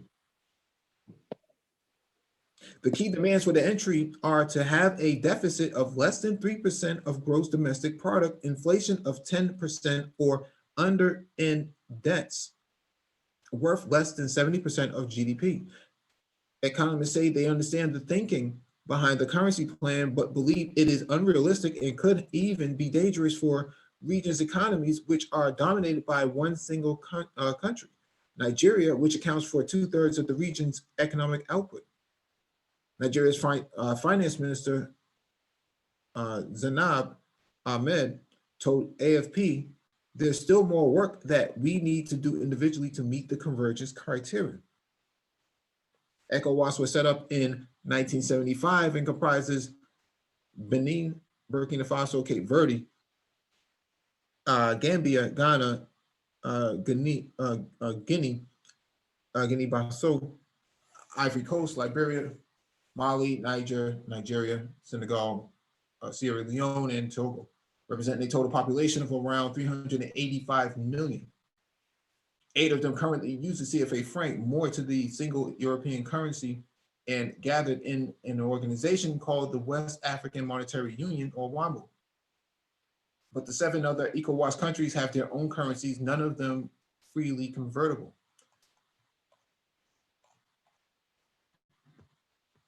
I look at this as 2 ways. Macron has to be biting his nails right now. That he's hoping that he probably doesn't get a bullet in his head when he goes back to France or during his tenure in France, because France is losing right now financially. That's why you see all these protests going on with the yellow jackets and these other political uprisings. They can't afford to pay the pensions, and they told all these people to go out there and buy diesel cars, 4 years ago or 5 years ago, and now they're saying by 2022 those diesel cars have to be off the road. They can't afford to maintain their state for what it is. So a Frexit could very well be near in time. I mean, France has been living on borrowed time for decades now. Yeah. For centuries. Yeah. Ever since the Haitian Revolution. And They've you don't pay your pensioners. You don't pay your pensioners, you're finished. You're done. They've been a big tick on the neck of West Africa. They've just been this fucking parasite for the last few centuries. That's all they've done. They've just literally just sat there and got fat off the gorge, and so now they're faced with a very real situation of, okay, how does France truly stand on its own? But they've been having problems ever since Algeria and all that, with the big, giant uprisings that they had in the 50s there and all that. Over that. I mean, they've been having huge problems, literally since the Haitian Revolution. Well, really since the French Revolution, to be quite frank with you, as their empire began to crumble from there. This has been going on a long time, and it's coming to an end. This thing is as well as it should. And now, but on their own volition. But anyway, go ahead, Dr. Phoenix. I was just gonna say, well, they would have probably collapsed decades ago had it not been for the development of the euro. And the United States, but you're right. But you're right. Yeah. You're right. If they, because I mean, again, had the euro not come into play, the franc would have they would have tanked decades ago. I mean, and essentially it was Germany that really gave the euro its strength to begin with. But that's neither here nor there. But well, they made some tactical errors, and I believe that on the Bretton Woods, after the Second World War, they should have done a bold move and broken away from that and helped to save themselves from that then. But they weren't able, I guess, to do so, or maybe they were worried about being invaded by the United States. Because, as you know, if you ever read Francis Gavin's book, you would see that was more of a political / almost military type of structure as opposed to an economic one. But yet, had they been able to do that and played the game properly for their own country, they may have done better. But their issues actually in Africa and so forth were going to bubble up in their faces and create real problems. So I believe that they still would have had some of the major issues that they're facing today. I believe that, like Complex says, like a big tick on the neck of East Africa. Yeah, I would have to agree with that. I would have to, hands down all the way. Well, I mean, what resources does France has other than the ones they've been leeching off African countries now for centuries? French fries. They have an arms industry. They have an automobile industry. They've had. They do make certain kinds of technical hardware from and so forth. They don't have any hard resources in the ground for themselves. Yeah. Ain't nobody buying those damn Peugeots outside of goddamn. No. I agree. I'm saying that this is what they have. Is it as popular, let's say, as the German vehicles and so forth? No, it is not. So so they do have a crumbling economy. They actually need to geek their way up, but they've been on life support. They've been on life support. That was the whole Libya issue in so many other ways. I mean, keeping the Francophone countries around for them to continue to leech, and we supported that. So it's about time for them to start to stand on their own, and I think that's going to be difficult for them to do. Well, I'm surprised they didn't throw Morocco into the mix because, like I've said before, I spent quite a bit of time in Morocco, and I knew it was one guy. He was French, but he used to, he was a trader. He used to trade on the Chicago Mercantile Exchange. But him and his Moroccan wife, they had this. I mean, this dude had like a Bentley. Actually, had a Bentley for him and for her, and he had brought her like a salon and all kinds of stuff. But I say that to say, I know they go to a lot of these North African countries, in particular Morocco. A lot of these French go there and they like retire and they go there and kind of start whole new lives because everybody's trying to get the hell out of France. So, because I mean, there's really nothing there. Yeah, Algeria is a former French colony as well. They got their independence, but they dared not to step into Algeria at all. Well, yeah, because in Morocco, the main language, believe it or not, is not Arabic; it's French. It's French. All the wealthy people, all the upper middle class and wealthy people speak French. Arabic is the commoner language. Right. So even if you go to their universities, like I said, I was with this lady for over 5 years, this Moroccan woman, and that's how I picked up a lot of the French and Arabic to begin with too. But yeah, you go to their universities, even their newscasts, a lot of it is done in French. It's not even done in Arabic. So yeah. I mean, yeah, it's crazy because I mean they get a lot of they often get credited for saving Morocco centuries ago when Morocco was in dire turmoil, but that's a lie, but whatever. But, again, France is one of those countries, as Complex said, is a tick. And I certainly said they've been on borrowed time for a long damn time. So, yeah. Yeah, I don't see them surviving it past 2030. They are, if you look at their numbers, man, they are in serious trouble. You say France becomes the next Greece? Well, I say, oh yeah, they're rapidly they're rapidly on their way to that. yeah, they're probably already there. Yeah, that's what I'm thinking. Like, you guys think that the like what we see with all these, because I mean, these yellow vest protests have been going on for what, like a year now? This is a problem. This is a real problem. It's always been a problem, but the problem here for France as a state is that they're watching what happens with Brexit, because they want to see how painful it is for the British to leave, so that they can leave too and get the hell out of here, because they really can't sustain. They can't compete with Germany financially, because the euro is a common currency.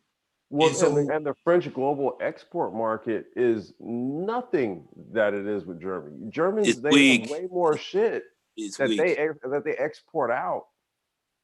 What's the besides fries and toast? What's the last French anything you bought? You can say French truffles. I mean, Yves Saint Laurent suits are very nice. I have 3 of them. Okay. They're really nice. You saw, they're very nice, man. They're highly butter-laden. I mean, they got a little bit of a tourist industry, but I mean, that gets old really quickly. I mean, you go on Instagram, you see all the little Instagram thoughts talking about how they want to go to Champs-Élysées and go. Champs-Élysées. Yeah. Yep. And want to go do all the shopping at the Versace and the Gucci stores on there. But again, Paris is old. I mean, people ain't trying to go no damn Paris these days. Nobody don't even care. Man. Like, I don't call Champs-Élysées. I call it the Champs-Élysées. So anyway. Oh shit. And historically, motherfucking Champs-Élysées. So anyway. Yeah, historically, they lost World War II. They don't have a whole lot to be proud of. Nah, man. Yeah, man. Fuck no. you, man. Drugs. Wait. Say that again, Mike? I think historically they lost World War II, so they don't really have much to be proud of. The Americans are what bailed them out. Yeah. That's kind of like always kind of a running joke, man. You go on a lot of these little white if you ever been on any of these little Reddit boards and forums or whatever, there's kind of a little running joke all those little white supremacists have, where they kind of crack jokes about France were never some fighters. They just rolled over for everyone. And but the problem, I think Complex is around the money. I mean, they're on the verge of being a failed state. Yeah, no, that's a fact. That's a fact. And they've been dead. Yeah. And we've been propping them. Let's be frank about it. Shout out to my boy. Let's be frank. But no question about it. We have been propping them, man. We've been propping these chumps up. We've been propping them up heavy. Heavy. I think that's true of most of your Western European countries. If they lost their connection to their colonial, to those colonies, those colonial colonies that they had, pretty much all of them will fall, with the exception of probably Germany. And certainly is true of France. Even England. I mean, England doesn't have much of the outside of just sort of the prestige England has. But I guess they still got Australia, if you will. But Well, no, they have the British pound and the sterling, so that's what's keeping them afloat for the most part. But even that, they don't have any natural resources in the United Kingdom. Well, the GBP is not even worth half of what it used to be about 10 years ago. When I was living in London, the British pound was worth more than 2-to-1 to the US dollar. Yes. So I'm sorry, Dr. Phoenix, go ahead. No, go ahead. I was just gonna say, look, the UK is much like France. Okay, they largely exist off of like you know, a very questionable position in the global banking system, where, you know, Hong Kong is their playground. Or was. Sorry, thank you, Mike. Thank you for that correction. Was, you see, so to me, they're much like France in a lot of ways. You basically, for a lot of these types of nations, like whatever the metaphorical animal, like the tick was stuck to, okay, well that animal's shaking their asses off. So now tick's got to figure out what to do next. Yeah. I foresee Europe going back to war with themselves. And I can see that. You know who predicted that long time ago? Dr. John Henry Clark. He said that long time ago. Yeah. They didn't have African countries to leech off of. They would be the savages that they are back at war with themselves.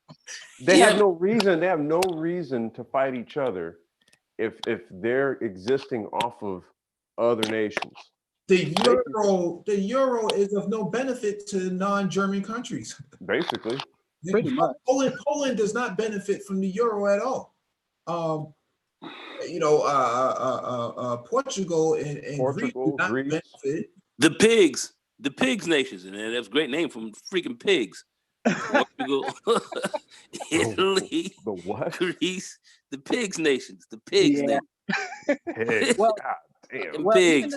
even the Scandinavian countries, the Scandinavian countries do not use the euro. Yeah, Norway. They have a relationship with the EU though. Yeah, they do, but they don't. I mean, Norway uses its own currency. Actually, their currency. The Danish crown. You're right. The chronic, krona, yeah. Yeah.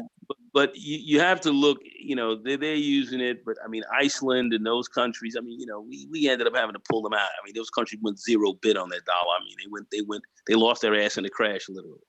So, you know, I mean, Iceland was one of the only nations that actually jailed their fucking bankers. Yeah, they sure did. Yeah, they sure did. Yeah. And in fact, they were damn near looking to smoke. Yeah. But no, for real, for real, they were, yeah. For real, yeah. Homies like they gonna smoke me.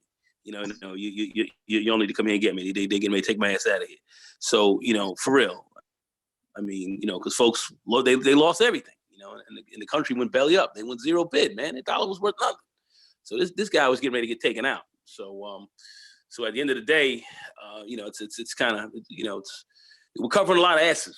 And I'm just saying, you know, that's why, you know, you got to look at what's going on in the East. You got to look on what's happening in Africa. This is some deep shit. And that's why, whoa, what are these guys talking about? This means anything. You guys need to sit down and watch what's going on, because there's something in it for everyone if you're thinking long term. And everybody's saying that I'm against the passport bros and we're going to stay here.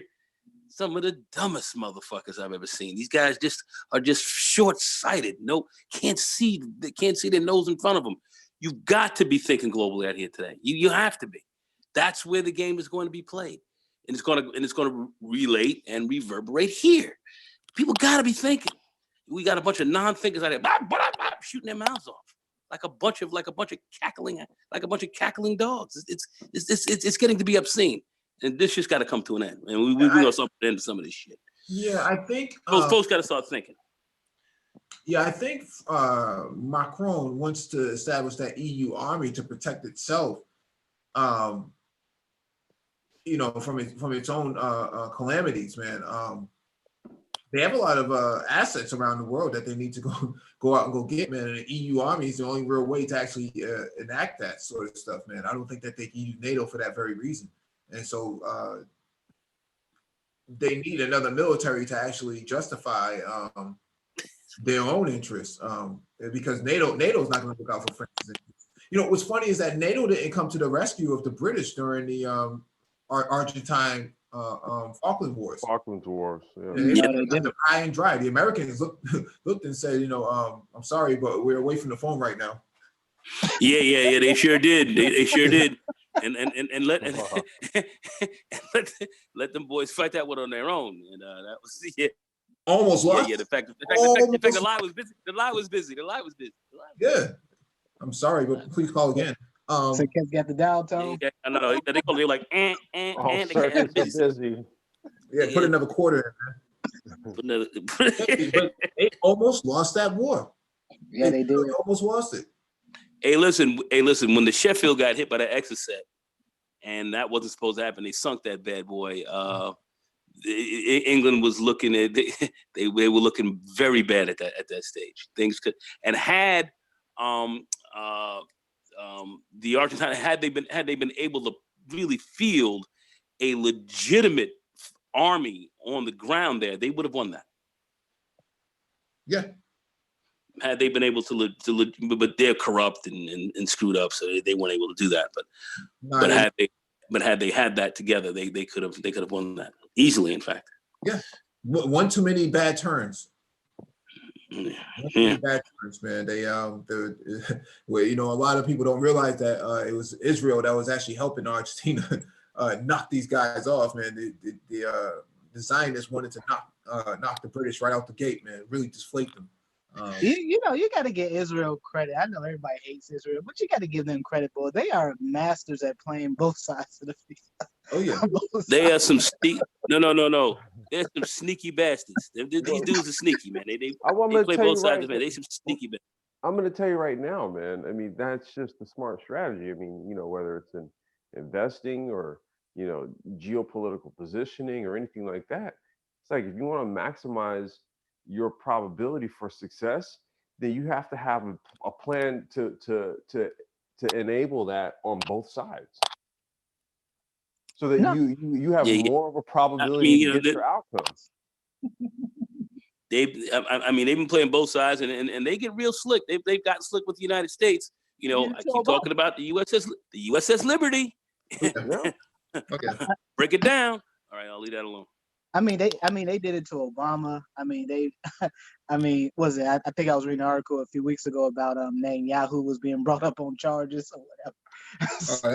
That's the deep state going after Netanyahu, but they did it to Bush. They did it to Bush in 1992. They threw Ross Perot. I didn't think it would get to the point, man, where they were going to. I didn't think it would get this far, though. To be quite honest with you. What do you mean? With Netanyahu?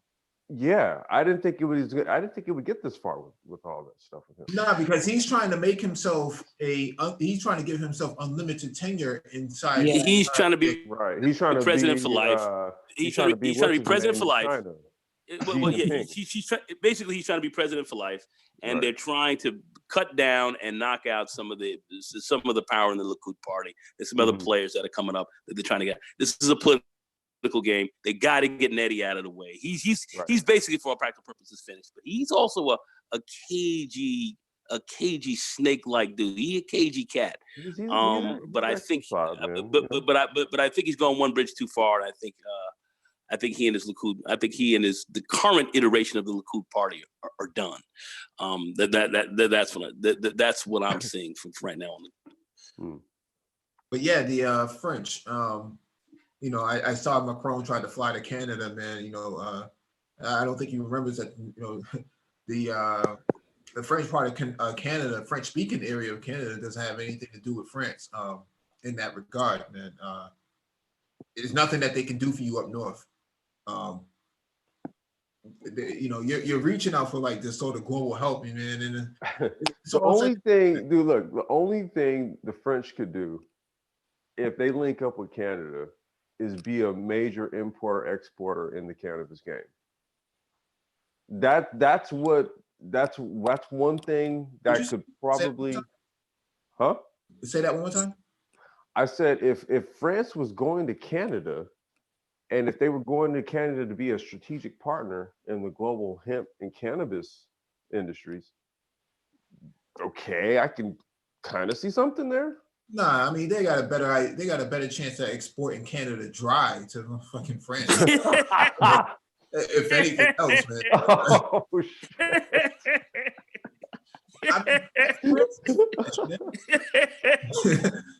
Shit. Oh shit. Hey-oh. This is finished, man. They have no industry at this point, man. We just saw Renault. joint. They're merging with Chrysler, Daimler Chrysler. Yeah, because they're losing the market. Yeah, I just read that. I was actually, dude, I was gonna text you something on that. No, we did an article about that about 3 weeks ago. But well, it's done. that was just this past week. The deal is they're merging. Yeah, we covered that 3 weeks ago. But the thing is that their auto industry is in severe shatters, man. You know, Airbus is practically their version of Boeing, and the only thing that's really keeping them afloat from an export standpoint. But you know, even that, and you know, they're only winning now because Boeing is losing. Right. Yeah, and they also have a fighter aircraft that they try to sell to some smaller countries that are Rafale, which that's not gonna. But dude, France. Which is a decent plane, but they don't. My understanding is that they don't have a lot of orders for them either. So that's what I was saying. That's not because the F-35. The principal reason is the F-35. Well, they can sell. I think that I found that they have the latest iteration is better than the F-35, but I just think that America's power, as far as we're concerned with respect to military hardware, is just taking over. I don't think the aircraft that they have is a bad one. In fact, I'm telling you, man, not like bad. It's just not compatible with a lot of systems that if you bought American systems, it wouldn't be very useful. So you buy complete French systems, but the Indians have bought the Rafale. That's not. You know, that's not enough. You can't just sell, you know, a couple of planes and call it. No, definitely not. Right. That's what I mean. Yeah, it's like, you know, that's why I was like, what's the last French product that y'all bought besides toast and fries? A suit, man. Well, I know you said I got you, bro. I already know how butter laid you are. Well, you know, I got a couple suits. You know, I'm talking about like an electronic device, a car. Not even once. An app. Okay, like let's just say a piece of software. If I say electronic device, everything in my household is Samsung. It's Korean, right? I mean, this is a legit question, dude. Like, because you can start to really see where France, like, what's kind of facing it. Just look at the purchasing power that the United States has as a consumer class, right? Okay, we buy from all over. I guess you can throw Bugatti in there, but ain't nobody buying no damn Bugatti. You know, Ray Alexander in the chat is saying, you know, France is the world's 7th largest economy with a GDP of 3.06 trillion in 2018. France is also the 3rd largest economy in the European Union after Germany and United Kingdom. What did we just talk about? What's happening with the UK? And France, their pensioners have been protesting for the past fucking year. Yeah. Okay. We're trending. They're in major debt. They can't pay their pensioners. Your pensioners not getting paid. You have got a fundamental. You got a fucking problem. That is at the very core root of your country that could split it. This is a problem. And they have debts, and nobody's looking to bail them out of this too easy. Well, I was gonna say, because see now when you pull up those statistics, look. You can't just give us like little flash notes or whatever. We got to dig deeper into those numbers. Because just like when the Gon just said, well, first of all, it didn't say debt. Okay, they have the 7th largest economy, sure. How much of that is debt laden, right? You know, as far as the future of their economy, how is it situated? Right about now, just based on what we're talking about, like the mere fact that no one can really, besides Big Bro Nagon and his exquisite suits, no one can actually point out a French product that you bought here in America. Does French Montana count? French Montana does not count. Oh. He's Moroccan. He's Moroccan. He's Moroccan. So I mean, yeah, but again, I think this kind of goes to the heart of the article and what Mike was saying earlier. I mean, essentially that GDP is built on the backs of leeching off of these African countries. Yep. These African It countries is, still man. paying them to What this is an damn day. actual French product that any of you have bought? It is. Yeah, Haven't bought anything. How are they the 7th largest economy? They getting their money from somewhere else. they exploit. But the thing is, man, people like to bash the Russians. The Russians don't invent things. Well, it doesn't look like the French inventing too many consumer electronics either. I mean, we can say the Renault Twizy. Oh, okay. And what? Right? I mean, that's the extent of it. I mean, a lot of their exports are, from a non-transportation standpoint, has a lot to do with niche factor products such as wine and There you go. other agricultural goods. But those are things that are lucrative for them because it has a French label on it, not because it's actually good. So people just buy it and kind of hold on to it and have this stinky cheese and fruitcake and shit in their house. Yeah. They know they have French have huge issues. We've been bailing them out for a long while. That last, in my view, Hail Mary play was in Libya to keep them literally from losing all of their influence in Africa, which would have cut them back to the fat meat, which really needed to happen to them, but that didn't happen. And that would have, for all practical purposes, would have finished them. So they've been on the lifeline for a while, and I quite frankly think the lifeline with Africa and the way they've played it needs to be cut. Snip, snip, snip. Snip, snip, snip, and let them bleed out. Let their asses bleed out, man. I'm sorry. Let their asses bleed out. Don't clamp it. Let them bleed out. Don't clamp it. Dr. Phoenix, don't clamp it. Don't clamp that shit. God damn. Damn. Don't clamp, let that motherfucker piss out. Bloodletting begin. God damn. Mike is right. Outside of really very niche luxury brands, what does France have to offer? I mean, again, only thing I think, I think Ray Poupon. I mean, clowns but paying of like course. 10 grand for a Cartier watch or something like that. And even then, you only paying for the brand because all the parts for the watch, they get it from Switzerland. Right. Yep. That's right. Most of that's imported. That's right.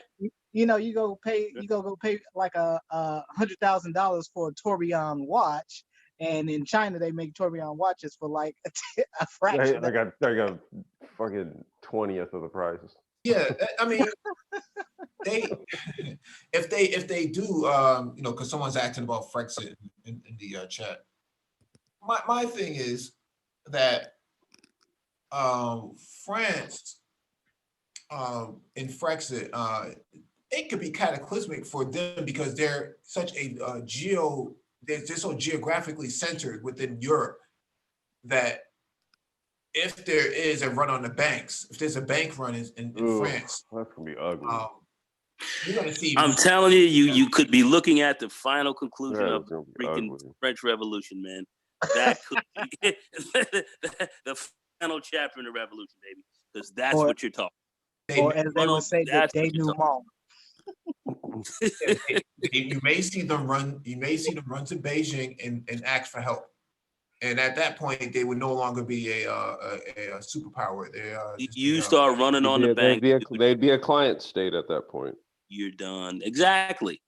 Well, it would be just no different than what the Italians have already done.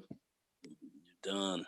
Well, the Italians haven't had runs on their banks and stuff. They actually have come up with some rather interesting ways to have to keep things going. And what they're doing, they've gotten big into cooperative business. And they're giving people their pensions kind of early to invest in these types of setups. So actually, Italy is making some rather creative moves over there that no one's really talking about. Well, we actually covered a couple articles in the mainstream. Back. We covered a couple articles a few months back about some of the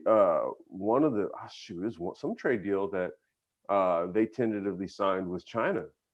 And I forgot how many billions of dollars it was. Oh, you talking about France or Italy? No, Italy. Yeah, Italy for the ports. But the thing is, for the ports. Yeah. Yeah, but the thing is, France doesn't have those same ports, right? There's Well, no. to speak to what Dr. Phoenix and Nagon was just saying, though, is that, they'll more than likely then turn and pivot to China.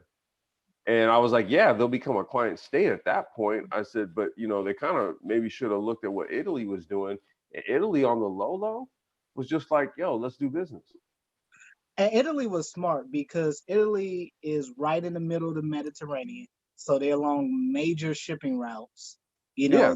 They have neighboring Greece. You have literally, right across the Mediterranean, you have Northern Africa. So I mean, they're very strategically located. Mhm. So I mean, it works very well in their position. But also too, Italy, for the most part, they had a relatively strong economy. They have a very good, had a very strong tourist economy. So I mean, France just doesn't have that. They don't. I mean, they don't really have the location. I mean, it's you can't, even with the car industry. I mean, nobody's not buying no damn Fiats of Maseratis like that nowadays. People still go buy Ferraris and goddamn Lamborghinis. Mhm. So even that Italy does leaps and bounds better than France. So I think it was a very smart move, very shrewd move on their behalf to actually kind of make deals on the low with China. Very smart move. Cover their own asses. They saw what's happening. Just right across the Mediterranean to Greece. I mean, they saw it. So I mean, it is. And Dr. Phoenix, look, man. Just a few days ago, I had some pizza, and just about all the racing carts that I've ever built were Italian made. I'm just saying, dude. I've never owned a French goddamn anything. My homie, he had a Peugeot road bike though. He has one though. Last time I remember Peugeot being of any prominence was, I want to say, maybe was it like the late mid 2000s when Audi was really on the scene with their turbo diesels, and Peugeot came onto the scene. They dominated Le Mans for like that 1 or 2 seasons, and then after that they just kind of died. The team just ran out of money or whatever. So I mean, that's the last time I've ever seen Peugeot of any real prominence. But I think something, just to go with something that Zone put up in the chat, their arms sale might be 17.4 billion, which is really a drop in the bucket when you look at the U.S. defense budget. It's like what, 100 times more than that. I mean, the U.S. defense budget is what, at least 500 billion. I mean, what other European countries are exporting? Yeah, you know what I mean? I mean, I guess for a European nation, sure, but when you look at it globally, it's small potatoes. Yeah, when you look at what the U.S. does or what Russia does, or you know what I mean?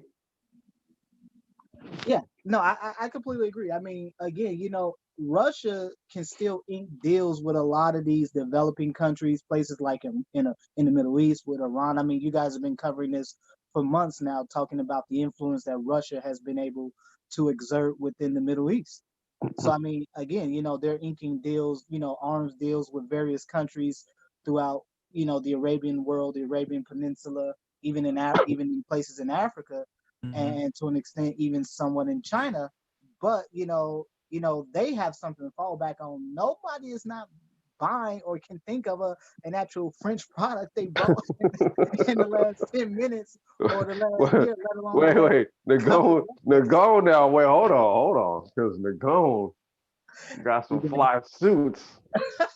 You know what I'm saying? I guess the top thing to work for a stack of piece, but no, France has, by 2030 they're finished. This is sustainable. This is, especially with this new West African agreement, when those African countries reach their reach the bare minimum requirement to dump the CFA, it's over. And that's probably It's done. happen. It's probably gonna happen by 2025. You'll probably see those African countries that have not met their demands will probably reach it by 2025, because it takes time for to have consecutive quarters of growth. So, I mean, that doesn't happen. It's not like, oh, by January they'll start pumping, the numbers up. No, by 2022, 2025, you'll start to see the numbers start to go up, and then you'll start to see them start to wean off little by little. And the French, will be terminally ill at that point. Yeah, Hey, look, they have life people have been support. seeing this for a while. This has been going on for a while. Dr. Phoenix, everybody else here knows it. This has been going on for a while. This has actually been going on for at least 2 centuries, as far as I'm concerned. The slow crawl to the end, and the end is near. And I see some people in the chat, making some comments about this, and I would have to say, that let them bleed out. Let these guys bleed out, man. Let them bleed out. It's inevitable. And how are you going to save them? I mean, they're going to have to either develop product, or compete on the world stage like Germany and others, and do something to kind of get their game out. They've been fat and lazy like leeches, literally sucking off of the African states, and it's time for that to come to an end. I mean, it's just that simple, guys. It's literally just simple. But what's the fallout, right? The fallout would be bank runs, people not being able to get their money out of ATMs, European Central Bank having to step in, Christine Lagarde and her army of bankers to come in and try to basically colonize France. And I don't know if France can really sustain themselves as a you would have to do colonize. You'd have to do what the EU kind of did with Greece. I mean, set terms, give them these big loans, and have them give them time to work their way out of it. And that's not working extremely well with Greece either as of right now. So they're dealing with all kind of problems because their economy is not really producing as much as what none of the countries can compete because they're all on one currency. So they can't compete their labor against, German labor or so on and so forth because they all use the same currency. And because of that, it has left them in a pickle. Even from a tourist perspective, that's not really turning enough revenue for them because they have these variations of volume for tourism. Yeah. But in terms of, coming up with some of the mechanisms that for austerity that Greece has come up, trying to do the same thing in France. The European Central Bank gives money to Greece to pay off its debts, and then the money is never situated in Greece at all. It actually just goes off to pay their debts, and that's not really helping the state itself. And so China had came at the right time with the right plan to sell those docks off. Loading docks. Right. Yeah, no, I completely agree with that. Xanatos Clutch made an interesting comment. I saw it. It's funny, it's ironic because that this is a stream. This is probably one go says probably something meant for another stream some other time. But I'm just gonna keep it up. I'm just gonna keep it 100. What did Brother Xanatos say? Xanatos, what did he say?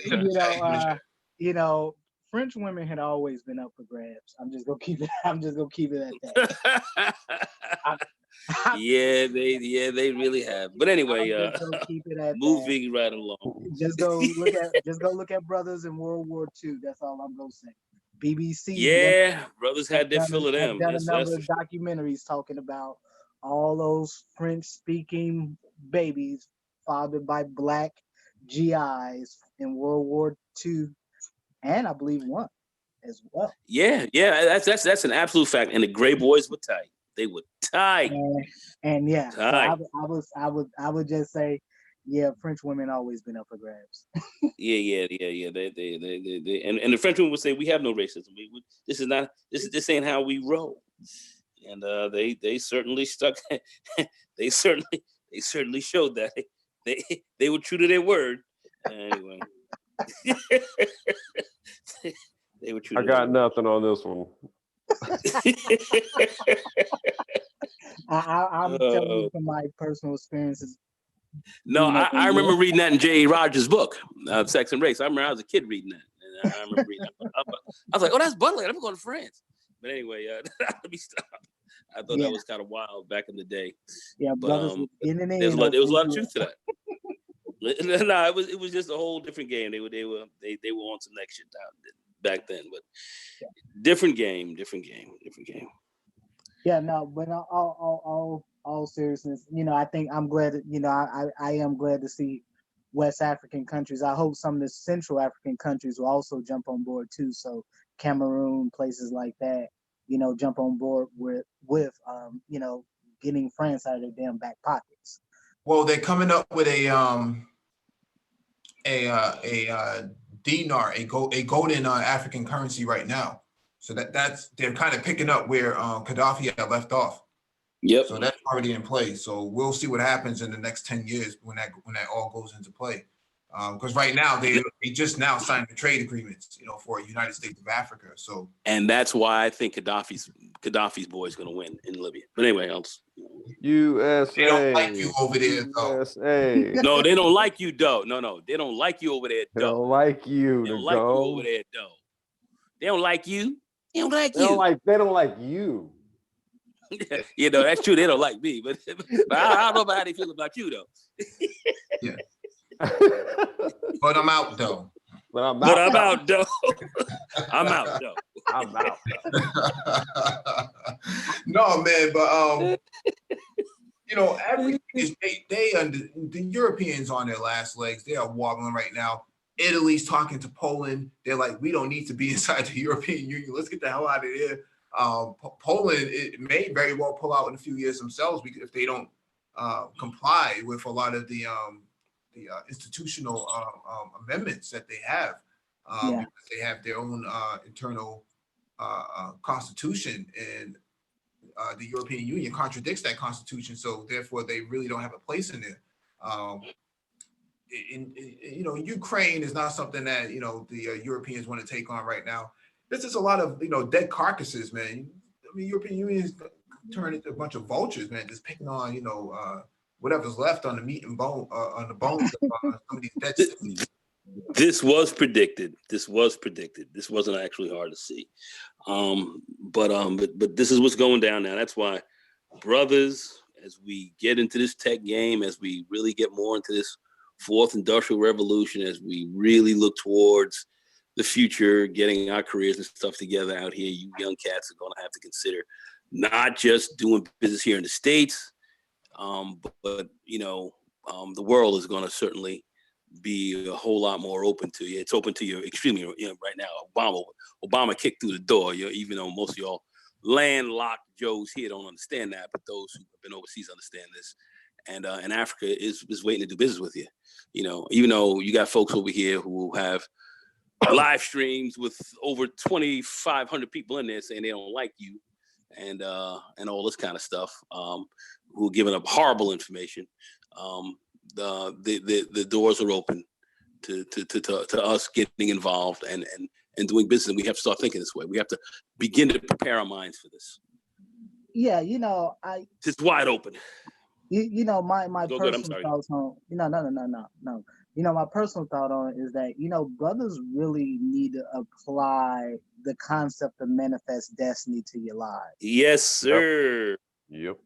Brothers, yes, sir. Brothers need to learn to look at the world as your playground, like white folks and everyone, like white dudes, like everybody else, basically. Yes. Yes, sir.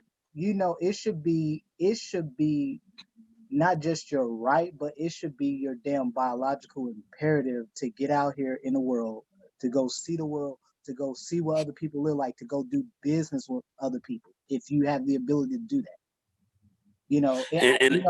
Just a fundamental nature of what traveling does and what it brings to you. It's not just you just go there. No, it is this very eye-opening and enlightening experience. No, but Dr. Phoenix, they don't like you over there, though. They don't like you, though. Look, I'm not a 6 foot tall brother. I will say that, but my years, and I spent a couple years over in Germany, and I will tell you this much: I used to have a Czech girlfriend that was 6 feet tall, and that was without heels. Wow. Yeah, but she didn't like. But she didn't like you though. She didn't like you though. And and I will. Yeah, she loved him. Well, It's kind of I don't, again, this is something we could probably do in another hangout at some point. yeah. But we I can would do just say in general, man, when I've traveled overseas, man, I've always had a great time. I've had great experiences with people, even the dudes. A lot of cats I've met overseas, was never, really wasn't even no hostility. In fact, all the time I spent in Morocco, they used to think I was one of them. Yeah, but the fitness, I thought you was 5'12". yeah, no. I thought you were more like 413. But listen, but the deal of it is a lot of people, they just not hearing this stuff, man. They're not hearing it. Like I said, you got two people that I know, one male, one female, on a hangout. They come on maybe once a week or so. They got damn near 3,000 people in there talking against us getting involved on the continent and saying they don't like it. I think this is a level of madness that we're at this stage. Got to get around this, man. The game has always been global. Got to get around this. The game has always been global. It's not that we just live in this technological age that have made things more interconnected, but as a whole, if you look throughout history, the game has always been global. Is that for the most part, we've largely been absent from that global game. And let me tell you something. The more we've stayed out of it, the more we've lost. Yeah. The more we've lost. Civil rights, all the stuff we talked about, a lot of things we had a tremendous amount of international support, from the continent as well. International support. The more we've gotten away from it, the more we have lost. And the more you've seen the rise of certain levels of savages coming to power here and thinking that, and we're just dealing here with just alone with these folks where you're outnumbered. You have to have a way of actually galvanizing more support. If we're really talking about reparations, and we're really serious about that conversation, let me tell you something.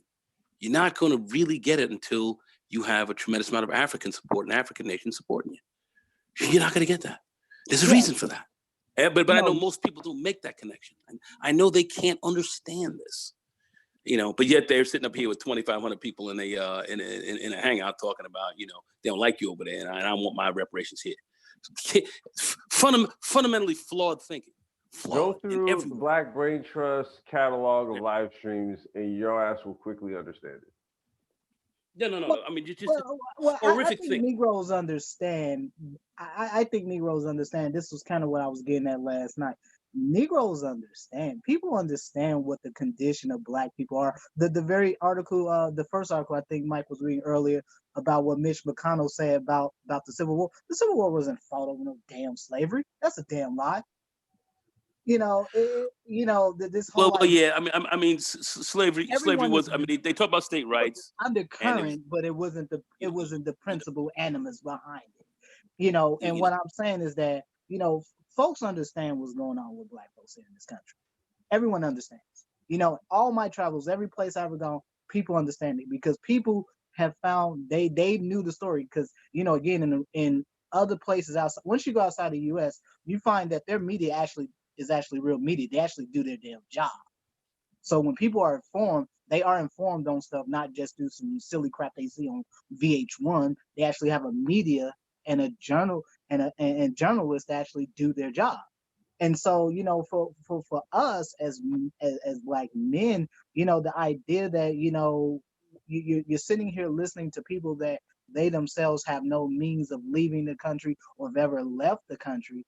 I mean, I don't get why so many brothers, especially given the kinds of conversations that, brothers claim that they have in these spaces or in the manosphere, why would you even listen or entertain people like that? Again, most of these folks can't even leave the country, and if brothers want some real history, if you go look up the Spanish-American War and saw what black GIs were doing during the Spanish-American War over in the Philippines, it would make a lot of sense to you. Some of the reasons why you go to places like the Philippines and people are talking about, oh yeah, there's a lot of mixed black babies over in the Philippines, and they've been over there for a long time. Well, that's going there a long time. General Blackjack Pershing had that's why they call him Blackjack Pershing. Yeah. Why do they call him Blackjack? He liked black soldiers, and he was up in there quelling a lot of craziness. Black soldiers up in there like crazy, and that's when we first really started seeing Muslim fundamentalism start to get kind of live over there, and we quelled it. And a lot of black soldiers were involved in that. And but I just say, I would just say that for for black men, the idea, manifest destiny has always been the doctrine in which white men in America have lived by, and I think you can learn something from quote your enemy, and that's the one thing you can learn from that enemy. Manifest destiny, very good statement. How to look at the world through those eyes.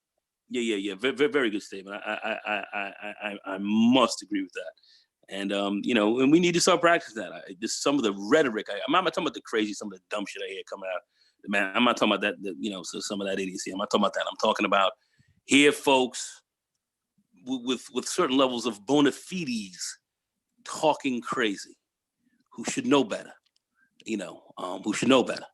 Who've been to the continent, who have degrees, who are supposedly degreed and studied in these areas.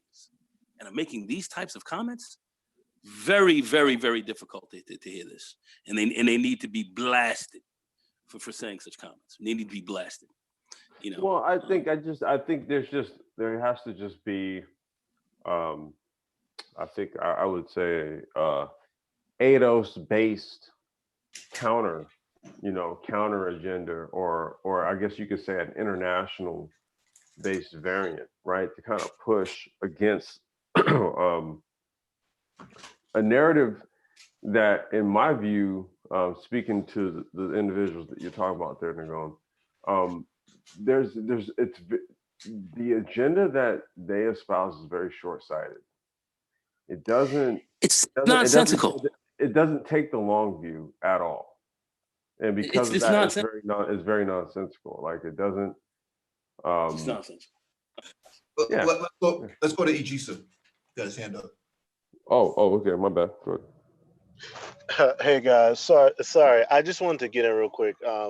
It's a great conversation. It's crazy. On the night I have to work, you guys are having a conversation like this. But obviously, I got to go back in, so I can't stay long. I don't want to digress. But this kind of has something. I noticed. I saw something today, and I thought it was interesting. And I just want you guys. You guys should congratulate yourselves, because I know you guys don't consider yourselves like necessarily the media, or what they call new black media, but you guys are really pushing the narrative. Now, I mean, the black intelligentsia, black male intelligentsia, because we damn sure know it's not shea butter Twitter, but I saw something weird. I saw Claude Anderson on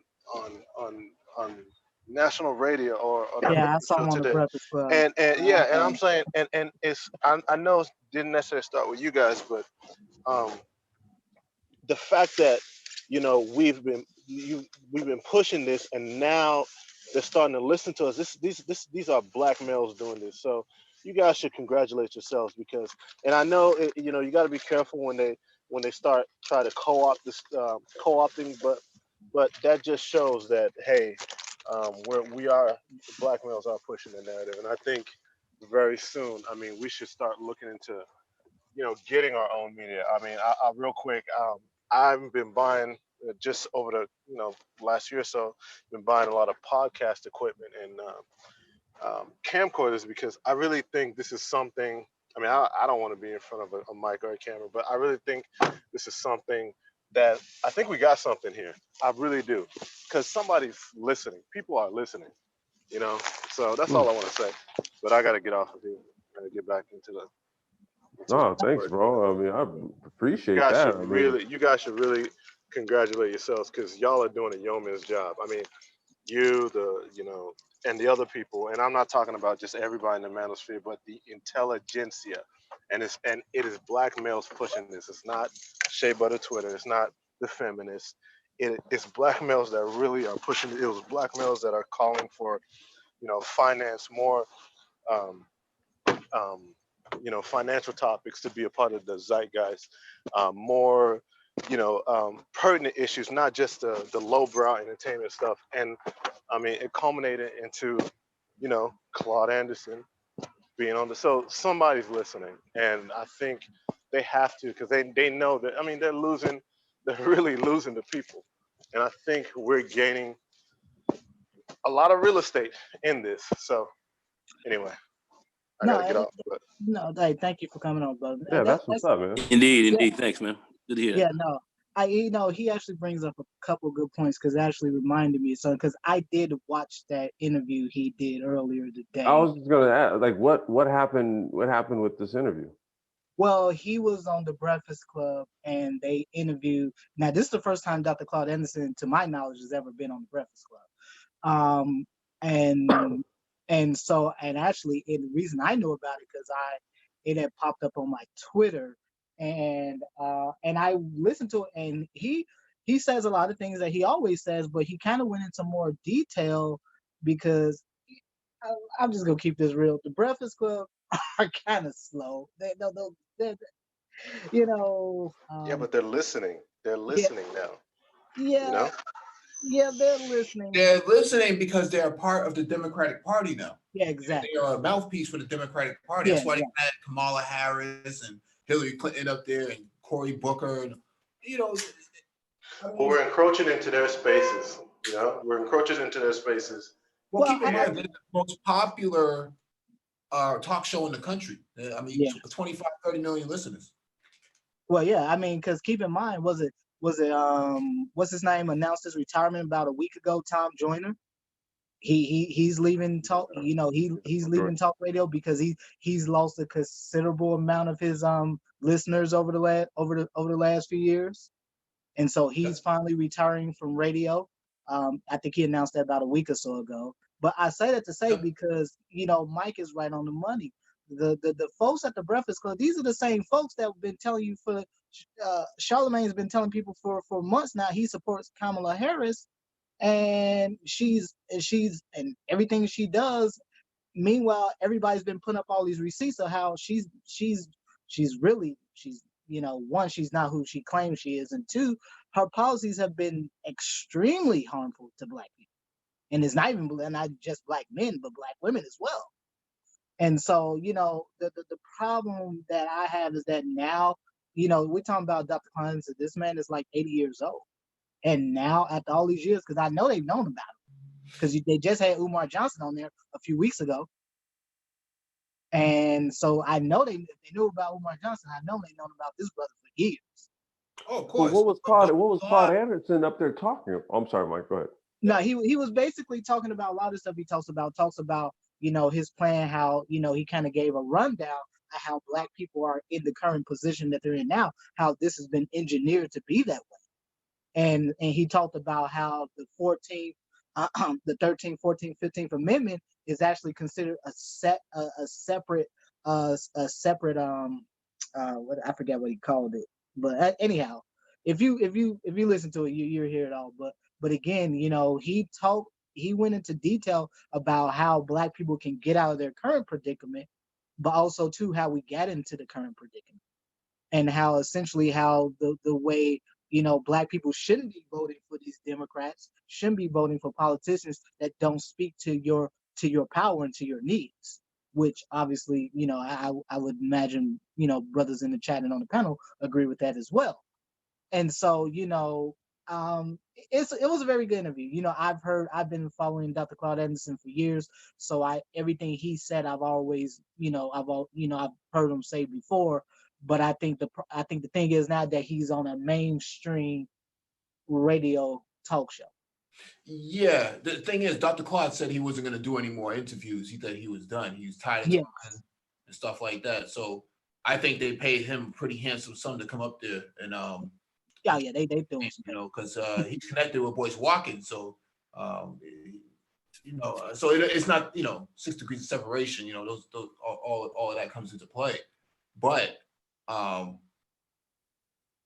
the Breakfast Club is reaching to try to pull that demographic that's starting to emerge out of the manosphere, or what's considered Black YouTube. And I think at some point, the biggest problem I see happening is that brothers aren't politically organized in the way that they should be. And what happened with a month or so ago with this Mason woman, Oh yeah. that there is substantial power in social media with Black men, and that Black men could push back against a lot of these a lot of this political effortry. Yeah. And it's going to make the Democratic Party have to take, because one thing the Democrats can do is, or most of these white political organizations do, what they can do is they can count. They can count numbers, and they've got a lot to worry about. Playing some of the games they're playing and not including Black men into the deeply into the conversation, putting us on the table. We want to be put on the table. They're not doing such. They see this as a problem. This is a big problem for them. This is a big problem. You're gonna see some breaking of ranks very shortly. I can just put it to you like that.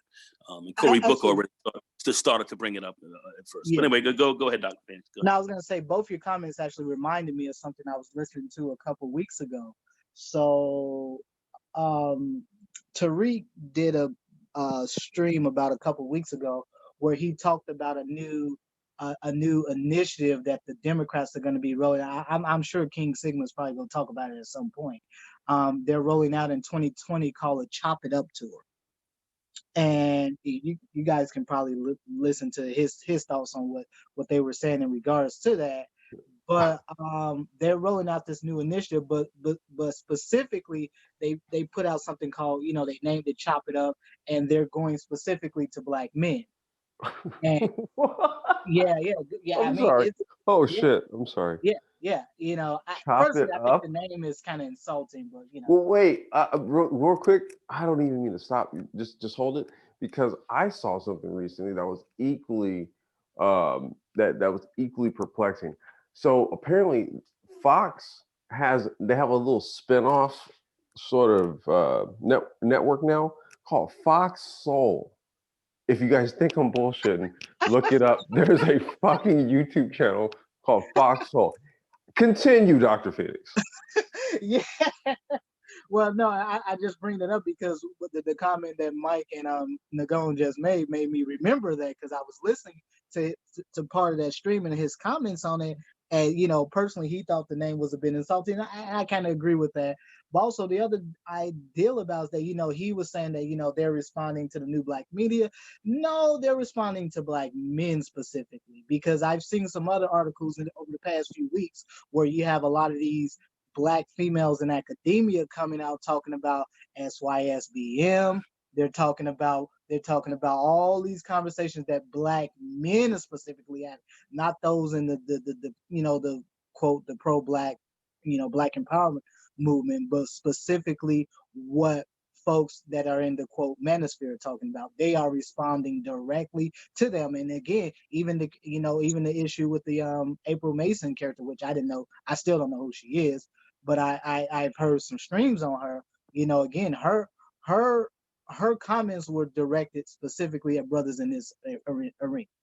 They weren't directed at quote the pro-Black empowerment, and even what the Democrats are doing, because that movement they're putting together for 2020 called the Chop It Up tour is specifically addressing the fact that they know that Black men have been absent from the voting, from the election process for the last couple cycles. They know. When they do this Chop It Up tour, right, and they have like the set, they have like the little, they have like the panel thing or whatever.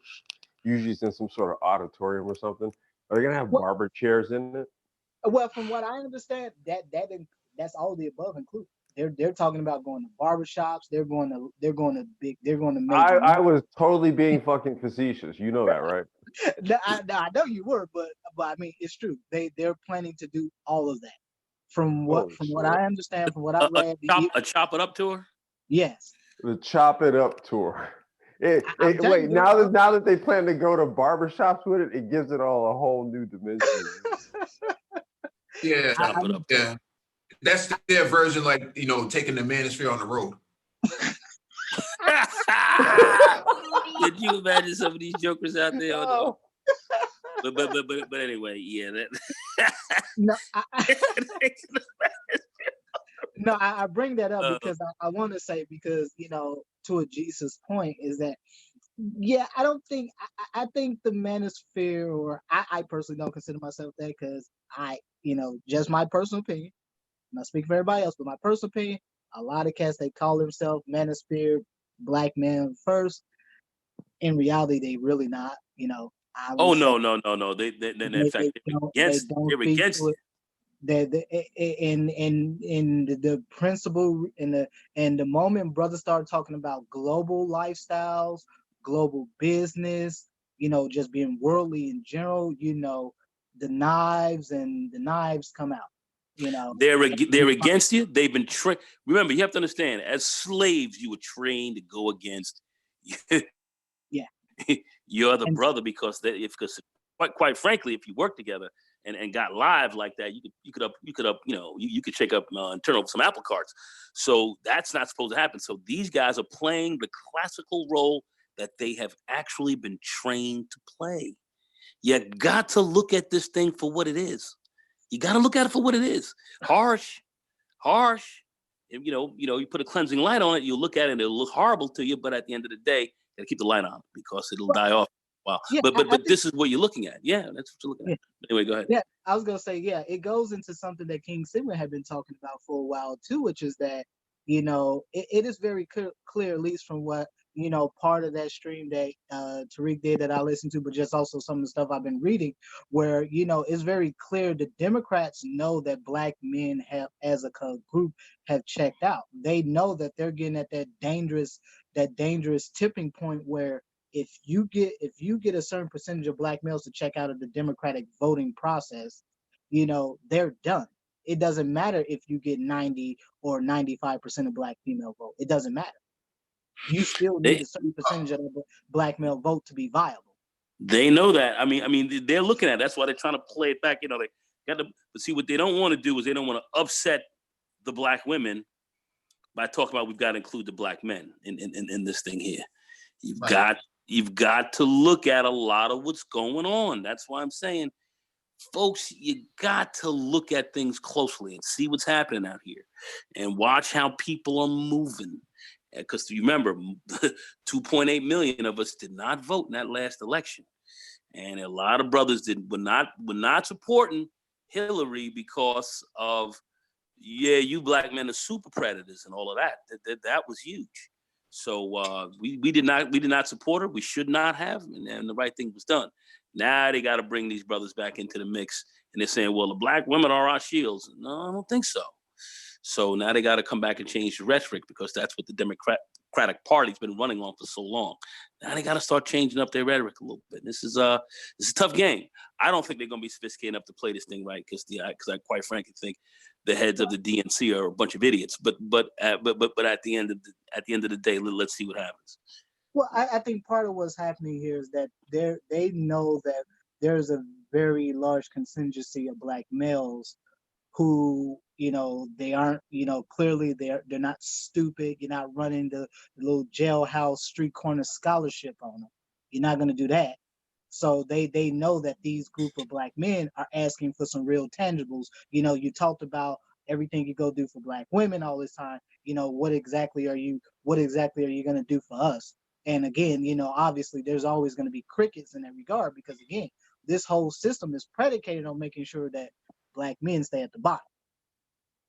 So as long as it's even to the gains that black women have gotten, it has been pretty much on the backs. It's pretty much been on the backs of black males, at the expense of black men.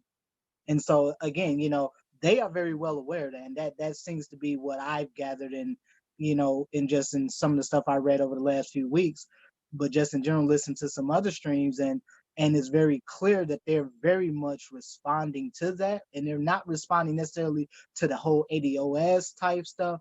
They're responding explicitly to what black males in these spaces are saying. Well, there's a lot going on, even with some of the most ridiculous reptilian arguments I've seen over the last couple of days that I find beneath us, to be quite frank with you, on a lot and some of this stuff. But yet it's still out there where there's a lot of debate, and they're seeing that, black men are out here, getting their thoughts out here. And there's a medium. And if people don't think that folks monitor YouTube because it has billions of views a day, and your politicians, your business community, your advertisers, everybody is looking at this. So with all these kind of folks coming through, they're looking, and they're looking hard, and they're hearing what you're saying. They're listening. If you don't think they are, you are mistaken. So check it out. I go, those guys, brother, go do your research. Check it out. It's kind of interesting. I know Complex was being facetious when he was talking about barbership, but that was some of the stuff that was popping up.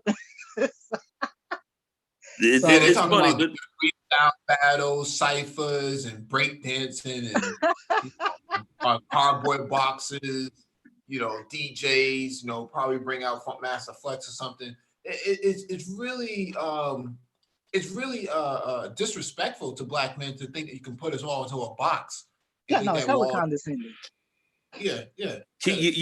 You cannot put them all into a box. But I think what is significant, the only thing I'm saying is significant, is just getting a reaction. My old man used to always say, get a reaction. You're good or negative, you want a reaction. There is a reaction here. There's a reaction. So what does that mean? Oh shit, we got something we got to deal with. So they're gonna mess it up. In the beginning, they're gonna stumble and rumbling, bumbling, and stumbling. But at the end of the day, they're gonna have to ultimately kind of deal with this thing properly if they're going to make some of the right moves here. And that's going to remain to be seen. Keep the heat on is what I would say. I'm sorry, I was in the house, man, and I had to mute for a second. Mike, did you just say they're gonna go full blown fucking hip hop on us? That's the whole purpose of the tour, dude. They're having freestyle battles, people drinking 40. Ciphers, yo. Ciphers, political ciphers. We really doing that? Yeah. We doing ciphers, yo? Yeah, you got Killer Mike out there busting rhymes. It's just like who with this suggestion? Guys out there pop locking and stuff like that, man. Oh shit. Pop locking. Yeah, doing 90s on their backs and stuff like that. Pop locking. Oh my God. Crazy, man. People out there doing graffiti. Oh man.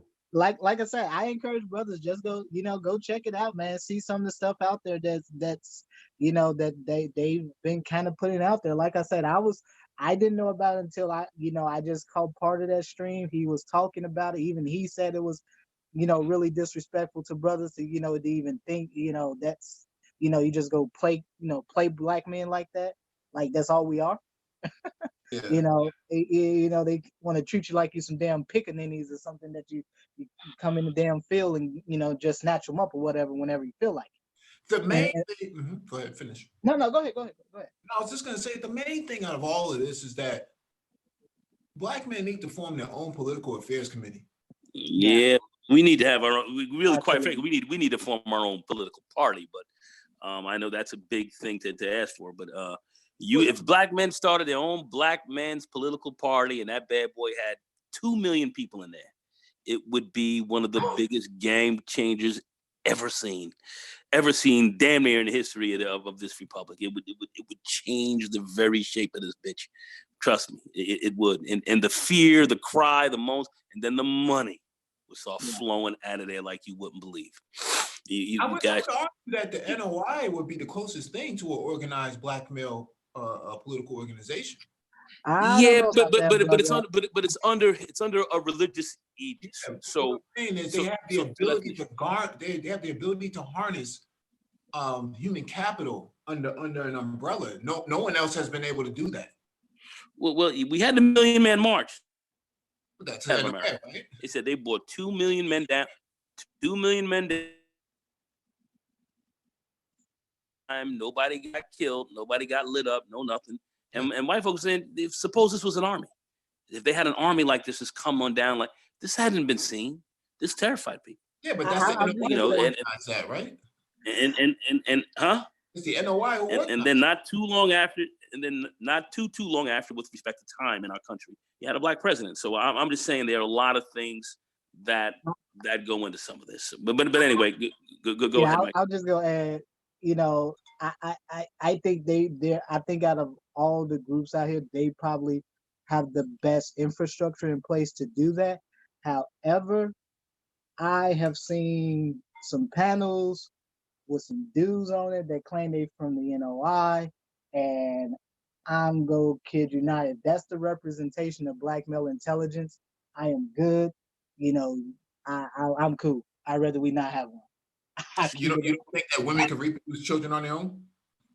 Man, look, you got Negroes on panels talking about, maggots are in meat. I heard some real crazy stuff about, you can put meat and acid and bugs start coming out. It's all kinds of crazy.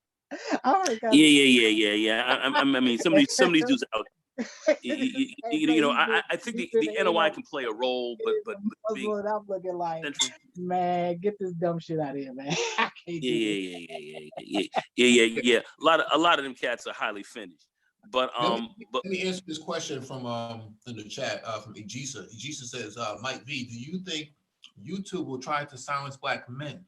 Yeah, they talked about this last week. Tariq Nasheed brought this point up about Morning Joy, and she had this sort of hit list, man, of social media platform movements, hashtags and whatnot that actually indicts the manosphere. Anybody who's talking about being anti-democratic party from a black perspective, man, is on that list, man. You know, the Democratic National Convention, the DNC, is actually looking at all of this, and so they have you on the list, and they're going to try to get you up off of YouTube. Yeah, Tariq. Yeah, because about that too. Because you're creating a problem. Yeah, I even think Jason Black even spoke to that as well. That they were intending that has been their plan. Is that's why you see this massive crackdown on YouTube, them changing their policies. It's very clear that the goal going forward in 2020 is censorship. Oh, that certainly is. That certainly is. They're definitely trying to censor you and blackmail voices, us, who's supposed to be at the ass end of the world here. No way do they want to hear you talking. And see, the problem of it is that besides some of the dumb stuff we hear, brothers who are really sharp and on top of their game are coming up with some of the best conversation and some of the best points being brought out anywhere, and that's a problem. Well, you're seeing these articles written by these sort of alternative websites, man, about the manosphere itself. I mean, we've had 3 or 4 articles just this year alone. Well, I think BGS covered one about a couple of weeks ago or something. I read through one of those articles, and they explicitly named SYSBM in the article. In fact, I think it was even in the damn title. Yeah, SYSBM and INMORE. That's what they targeted. Yeah, introspective black men of reform. That is a toxic masculinity organization. That's what they're identifying as. They call it misogynoir. Yeah, although they're misusing the term toxic masculinity, but they're using it as a bulwark against black men to get them back, under the guise of something that many people in this social space say, well, that doesn't exist, really. Yeah, no, and that's exactly the point. And to a gentleman named Big Mad made it to respond to his comment. Well, I think that's the point of what I was saying and what's being discussed here in general. The Democrats' response to this, to us, they're responding to these panel discussions. So to say that they don't give a damn about these panels, they care about these panels. Yeah, because again, they're listening. They watch everything. It's not the panel that is the problem. It is the influence that is the problem. It's the influence, and it's the nature of the conversation. Exactly, it's what's being talked about. It's what's being talked about, and that's why. And a lot of brothers are seeing what time it is. When I was listening to panels where when brothers were talking about real stuff that dealt with brothers getting real power, getting real money, what's the first thing that happened? You see a flood of trolls coming into the chat every single time. And like I said, I've only been, involved in this whole YouTube thing now since the summer. And every panel I've been witness to where I've seen brothers talking about, black men getting some real power, getting money, all these kind of things, making real substantial moves in this world. The chats got flooded by white supremacists every single time. Yep. Well, we had that on this channel. Yeah. Right? Actually, I was just about to reference that a few weeks ago, where we had, we were blocking people left and right. Because I mean, just talking about brothers making real power moves out here, the conversation is alone is enough to scare the hell out of people. Mm-hmm. Because a conversation, that's all it takes is a conversation that becomes an idea, and that idea becomes an action. And so again, so to say that they don't give a damn about these panels is just incorrect, brother.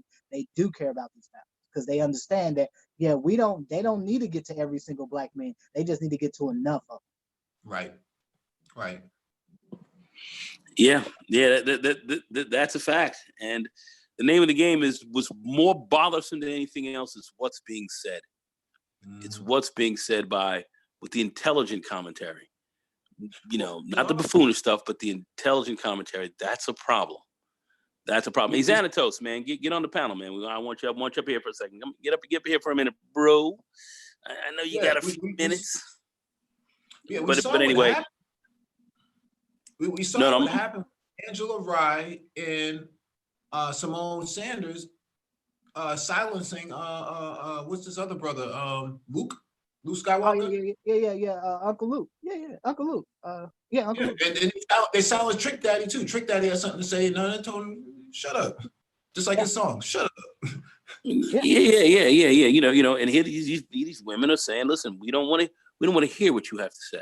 And the problem is they can't shut up these brothers. That's the problem. That's the guy actually coming into play. They're trying to shut you down, and then they've been effective at shutting some of these cats down. But at the end of the day, since literally from, like I said, Thug Titian and them cats back in the day to now, they haven't been successful in shutting down a lot of the narrative here. I mean, they've been effective in bringing in a new set of actors into this area who have come in with warmed over arguments, the same crap, but just trying to spin it a different way and using a different type of tactic in it.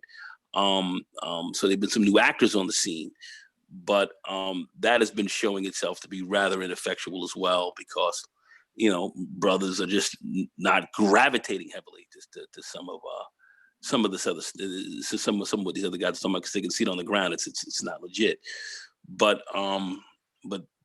at the end of the day, there is a lot of pushback as to from our narrative. There's a lot of pushback, and it's probably going to get worse. But they're going to have to drop off at some point in time as they start seeing that that's not really working. But I will say right now that much of our dialogue right now that is going on is being monitored, man. People are listening. Yeah. They're listening closely. They're listening closely. Don't think that they're. There's no doubt about it. If you read the articles, they use specific terms. They make specific references. So it's very clear that they're listening in. Their affiliates are listening in. So they know the conversations that are happening in these spaces. And for me, I am actually pretty damn happy, because I certainly didn't think this kind of black men would have been able to get this kind of attention in my lifetime.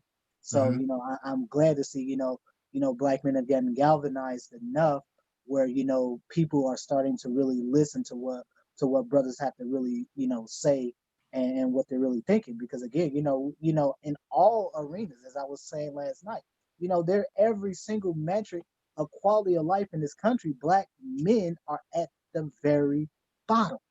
Black men at the very bottom. Every single metric. So again, if they're responding to quote the folks that quote at the bottom of every single metric in this country, again, we're doing something is happening.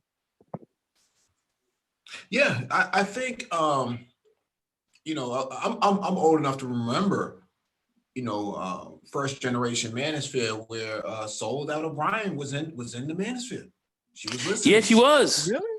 Yeah, she was, and that's when she got her whole black thing. As far as colorism. Black in America, CNN Black in America. She got that from the Manosphere. Yeah. Really? I didn't know that. Wow. That was 10 years ago, man. That was big.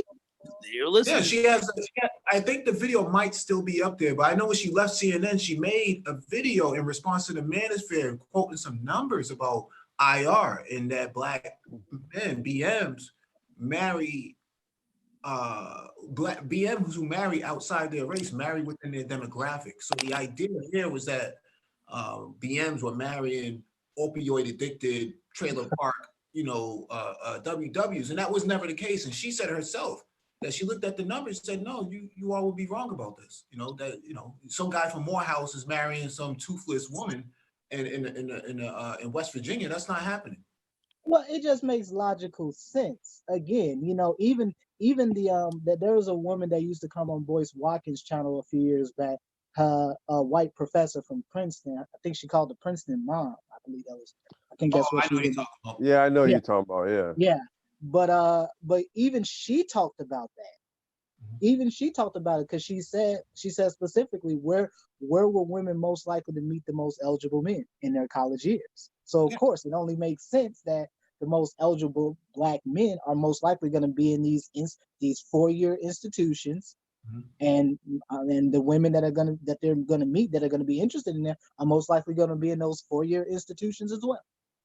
So I mean, it makes logical sense, but again, I know that a lot of the lies and then sort of the shaming that happens with black men essentially comes down to, well, you just dating some toothless, meth addicted Becky out in the boondocks some damn well, and obviously we know that's not happening.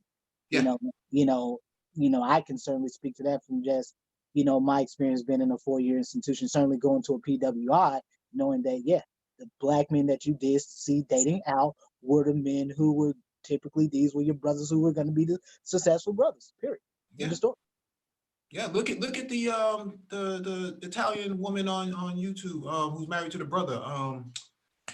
What's her name, man, from Louisiana? Nola. Oh Yeah. She's a she used to go in, man, back a few years ago. She used to go in. She used to go in on the side of brothers, man. She used to go to bat for brothers a lot until the who's came attacking her. Well, the problem was what she was doing. She was going in on these sisters, because she was like, Davey, y'all out here running behind these women, me out here doing this welfare balling and grabbing their checks and doing this and doing that. Here I am. I'm not driving a new car. I'm working and all this. And these girls is balling on Section 8 and balling on all kind of. She's like, some of these people, they're not my friends. They're my acquaintances. I don't even have any friends. They're my acquaintances. I was like, look at Nola up in here spilling all the beans on these girls. God damn. Yeah. And she was going in, with a black style.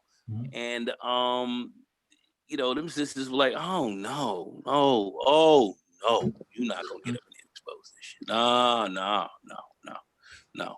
So all this crap you see these guys covering for, she was out there just blatantly blasting it out and telling people, in fact, the kind of woman you should go for. You should go for a woman she was talking about breaking it down politically. You should go for a woman who's more of a conservative and everything else like them, conservative party values and all this kind of crap. They're going to be better. Forget about these Democratic, I mean, she was going in like that. It's funny because that's not the first time I've heard women of that political leaning say something similar like that in my life. That's not the first time I've heard that. She was like the nanny state females. They are a waste of your fucking time. They don't even need you. That's why you see all this shit going on right now, because a lot of this is coming from that. And she was calling it out. She was like raw and uncut with this. And she was going with a brother, and she was raw and uncut with that aspect of the game, and folks were catching hell with them, man. They and the BWs came at her pretty hard. Yeah. Then she flagged on her videos, and I think that's why she stopped. Okay. No. She's no longer on YouTube. No, she's on YouTube. She just doesn't, doesn't talk about stuff anymore. Yeah. Oh, okay. She doesn't upload as much. She was uploading, and then she went in with the MGTOWs and started trying to get into that game. We were like, nah, baby, you gonna catch hell doing that. Sound like she was going to put in work, huh?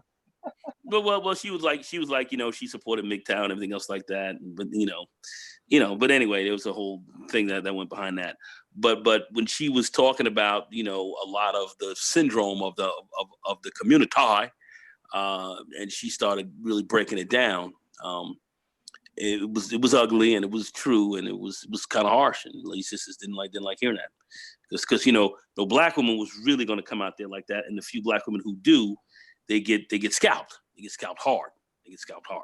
But it's ironic because I remember a few years back, even what was his name, Steve Harvey. He had a panel, I think, with that buzzard. What's the damn name? Sherry Shepherd. Sherry Shepherd and Hill Hopper. Yeah, and I remember he also, I think he did kind of sort of an expanded version of it where he had a couple other brothers and a few more sisters on there.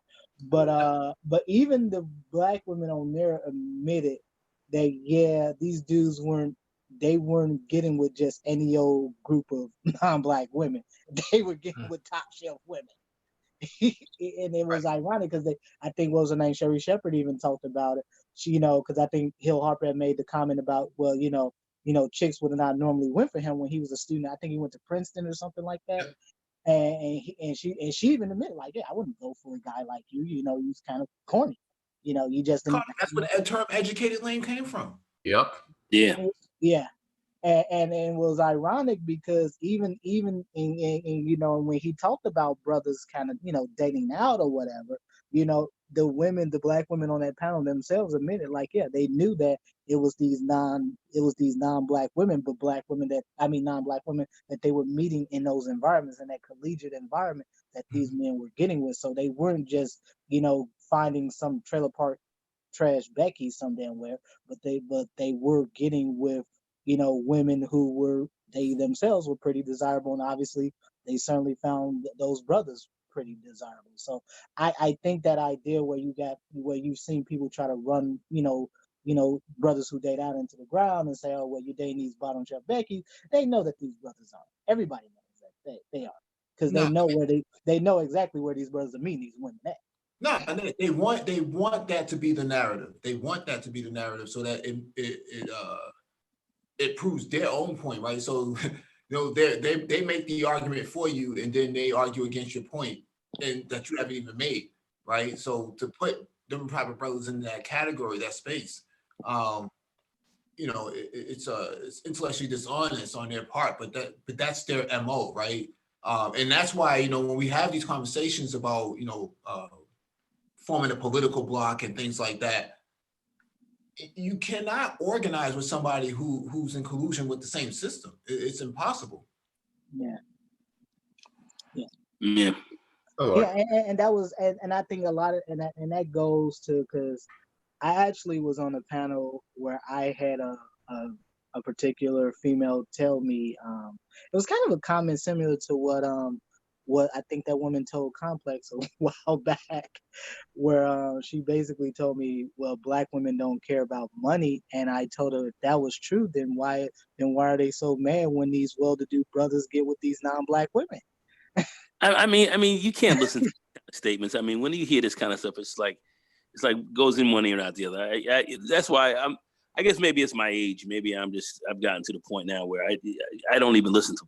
I don't even countenance the bullshit. I don't even normally. I don't even countenance. There's no need to listen to that type of to that type of garbage. So I mean, talk sense to me, or we can't talk. And that's I didn't even really respond to it because it was just like, well, for folks that like me that are in the healthcare field, we have to deal with. It is us that oftentimes have to see the consequences of those actions. So those bad choices that the community makes and the products of those bad choices, folks like me oftentimes are the ones that have to see that, have to deal with it. And I said, again, part of what happens that, we never talk about, there's all this stuff, and, we were talking about all this stuff about, well, brothers are poor and they XYZ, but then if they're so underperforming, then why would you have kids with an underperforming group of men? That makes no sense. Just for your survival, why would you do that? Right. So I mean, are we really dealing with rational, sane people, or are we really dealing with a bunch of psychopaths? And so, for Both. me, You said the P word. So what's going on, Xanatos, man? You got anything you want to add to this, man? Xanatos. Hey, what's good, y'all? What's good? What's up, man? What up? Old gang in the building. Yeah, like There over. it is. There it is. There it is. Hey, what's good, you all? Man, happy holidays. I know, Merry 25th of whatever. Happy holidays. What's going on, man? Happy birthday, baby Jesus. Yeah, exactly. Jesus. Hey, Baby Jesus. happy day off from work. Happy day off. You have anything you want to add to what you've heard so far? Oh yeah. So no, I was just going to go with the flow. Yeah, with the non-black. I'm surprised that whoever she was stated that black men who dated out or married women of the same socioeconomic status. Yeah, Which, that's according to Soledad.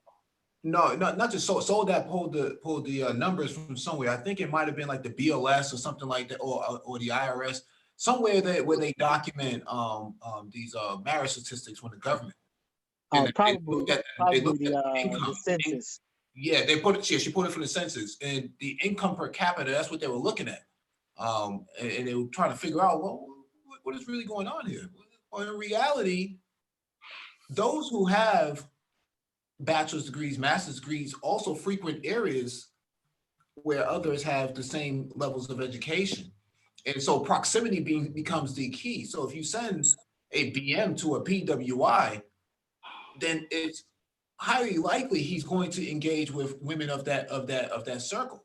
So to say that BMs are in Mississippi in the backwoods somewhere, in some trailer park after he has he graduated from Morehouse, that's a little bit of a stretch. And as a matter of fact, it's a white lie, so to speak, man. So they're pushing this narrative, that if he is leaving, if he is dating out, or if he is marrying out, he's with this low income woman, right? But if he's not with that low income woman, so the new narrative on YouTube now is that if you're with a low income WW, you're also homosexual, right? So you're seeing this sort of trajectory of misandry being pushed against black men, against BMs.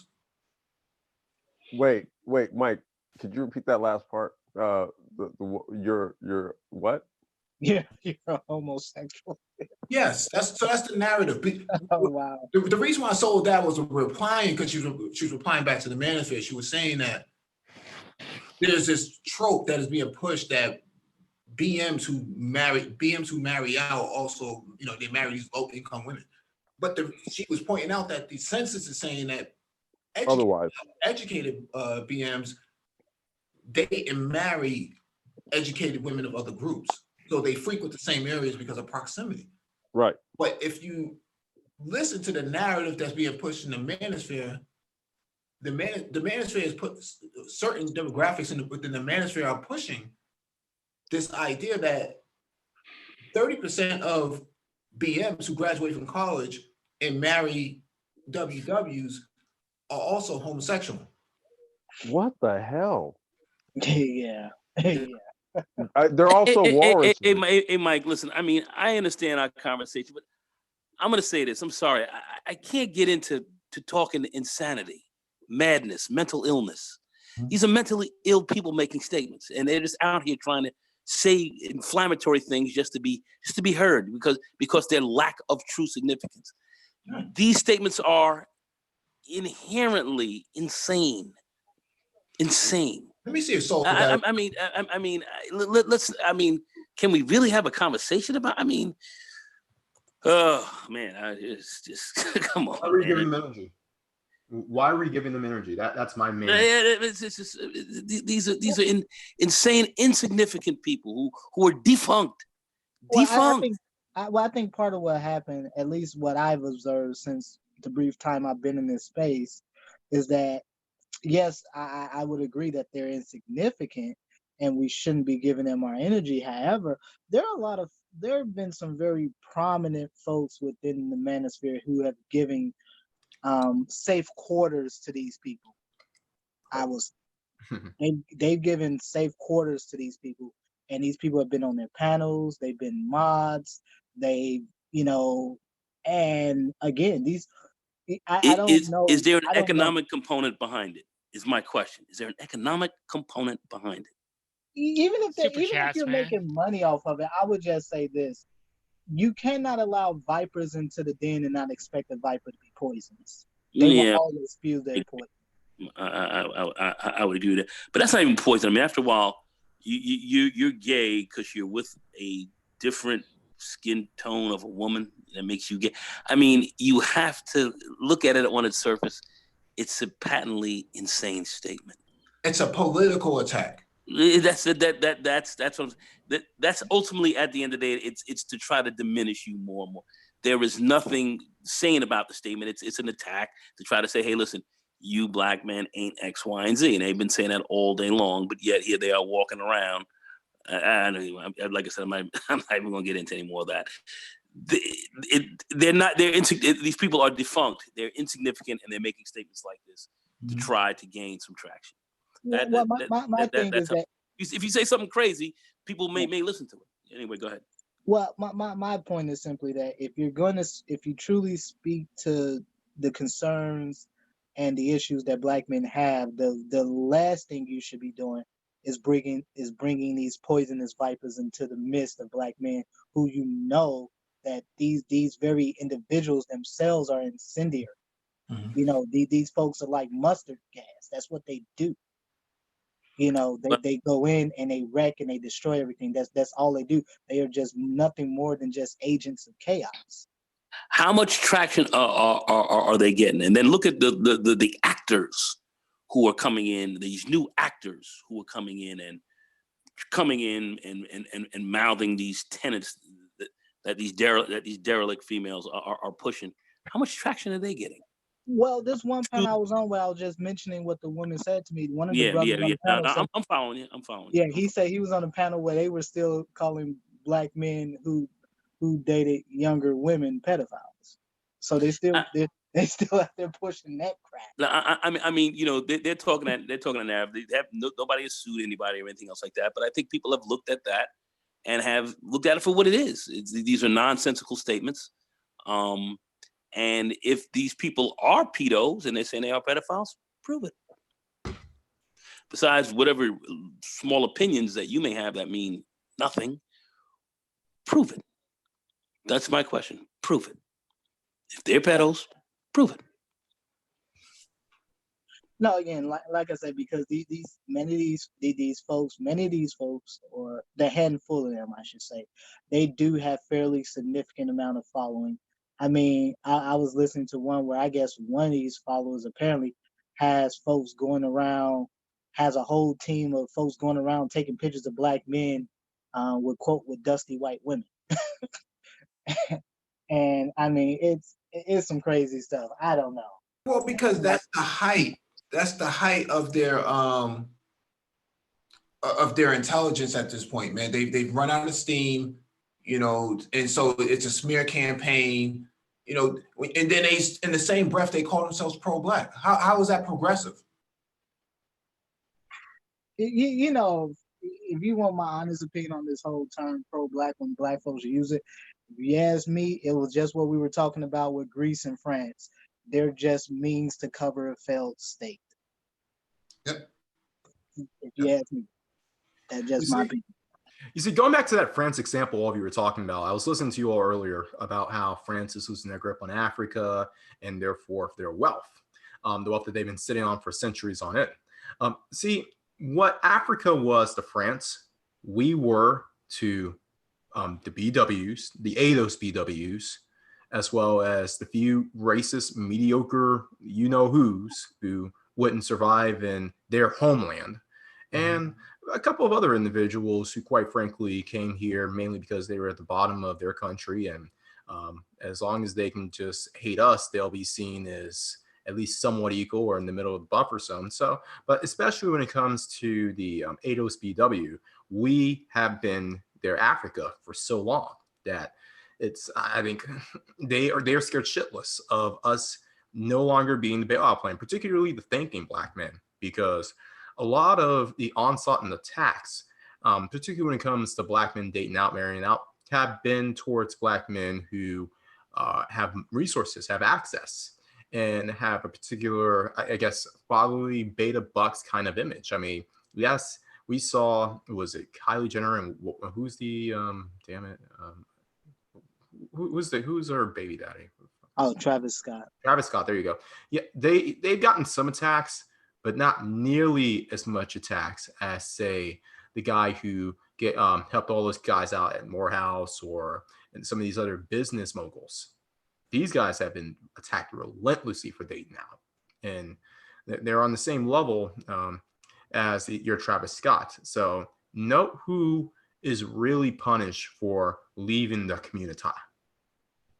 The thing is, are you really leaving, right? There's no, it's not like, oh, you relocated because of who you married.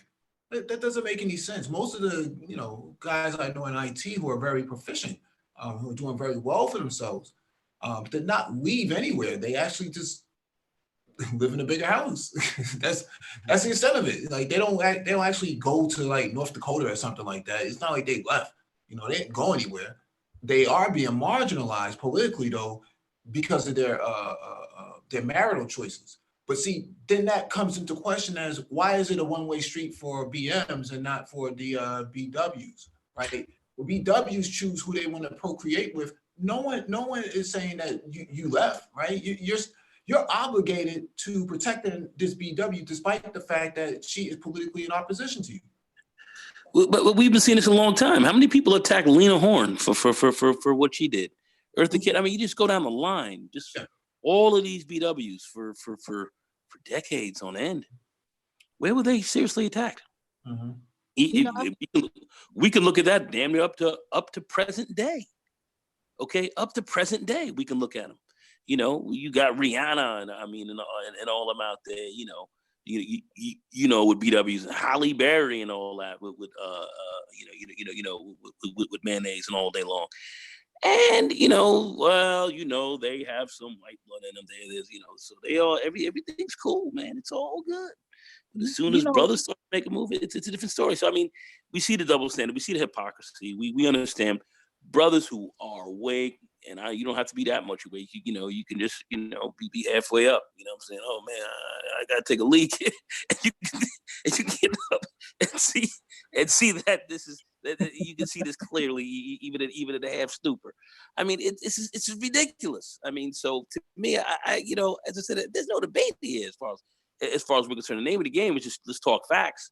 Keep bringing up what's really going on the ground, and a lot of this stuff, you just I won't say will go away, but it'll be much more difficult for people to defend their positions. And brothers in the manosphere early on had brought this up and shown this. And now we're back at this point again, rehashing these old circular arguments because, folks want to attack the manosphere because of its effectiveness, and it's other brothers who were doing it. Think about it, man. You just gotta look at what's going on. It's some classic shit. This is classic stuff that we've seen in Black America from literally from day one. Well, I would just add that, for someone like, for example, Halle Berry, what she did was particularly insidious because, everyone knows the story about her and the one brother, was his name? David Justice, I believe that was his name. The baseball player. Yeah. And, for the lies for years, she let her and her legal team put out there talking about all this crazy stuff this man did her, how he was abusive to her. Then come to find out, none of this shit was true. That doesn't have to be. Yeah, it doesn't have to be. Yeah, then she lied about Wesley Snipes when she was for the brief time she dated Wesley Snipes. Then when she got with the white guy, the model that she had the baby with, all of a sudden now I was reading about a month or so ago, she's doing interviews where she's talking about how dude was calling her all kinds of N-word this, N-word that, and and what like black men and black people, but you were sleeping with this dude. What about the white boy before you? What about the white boy before she was saying who beat her ass? Her, Stacey Dash, a whole bunch of these women got their asses beat by these people. Got beat the fuck down. But you don't even hear. I mean, I'm not talking about just beat down, psychologically. They took physical ass whip. And they're sitting back here, talking about this, that, and the third, and still having white babies. So you have to really look at what's going on here, man. You just got to look at this. That's why I say there's no debate. What are people debating? What you arguing with these other Negroes for? What you fighting with them for? What's the fight? You know. No, because the real messed up part about the Holly Berry stuff, because again, those rumors were out there about David Justice and Wesley Snipes and all the other brothers that she messed around with for years. Oh yeah, Eric Benet. Yeah, I totally forgot about him. What she did with Eric Benet and all stuff, trying to make it seem like this dude was, was addicted to sex and all this other stuff. Like, no, this broad was just crazy. Stone cold crazy. Stone cold out of her mind. And so she let those lies and those rumors sit out there about those men for years, and then I think it was a few years ago where she finally owned up to the David Justice shit. But what was it? I think about a while back, I think I listened to a partial video I think BGS did, and he had, I guess it was an interview Earth the Kid did, way back in the day, way before. You heard that? You heard that? Yeah, I heard it. Yeah, and what she said, I mean, this was way before my time, and it was it sounded no different than what you'd have heard out of some broad on Oprah's show now, today. Didn't sound no different. And that's what you hear. Like 60 some years ago. Yeah. You have something you're trying to add? No. So you unmute yourself. So. No, so I would just say that, like, yeah, again, I guess my problem fundamentally is that I agree, these folks are just talking out of the sides of their mouth. It's just a lot of BS and bluster that they put out. The problem is that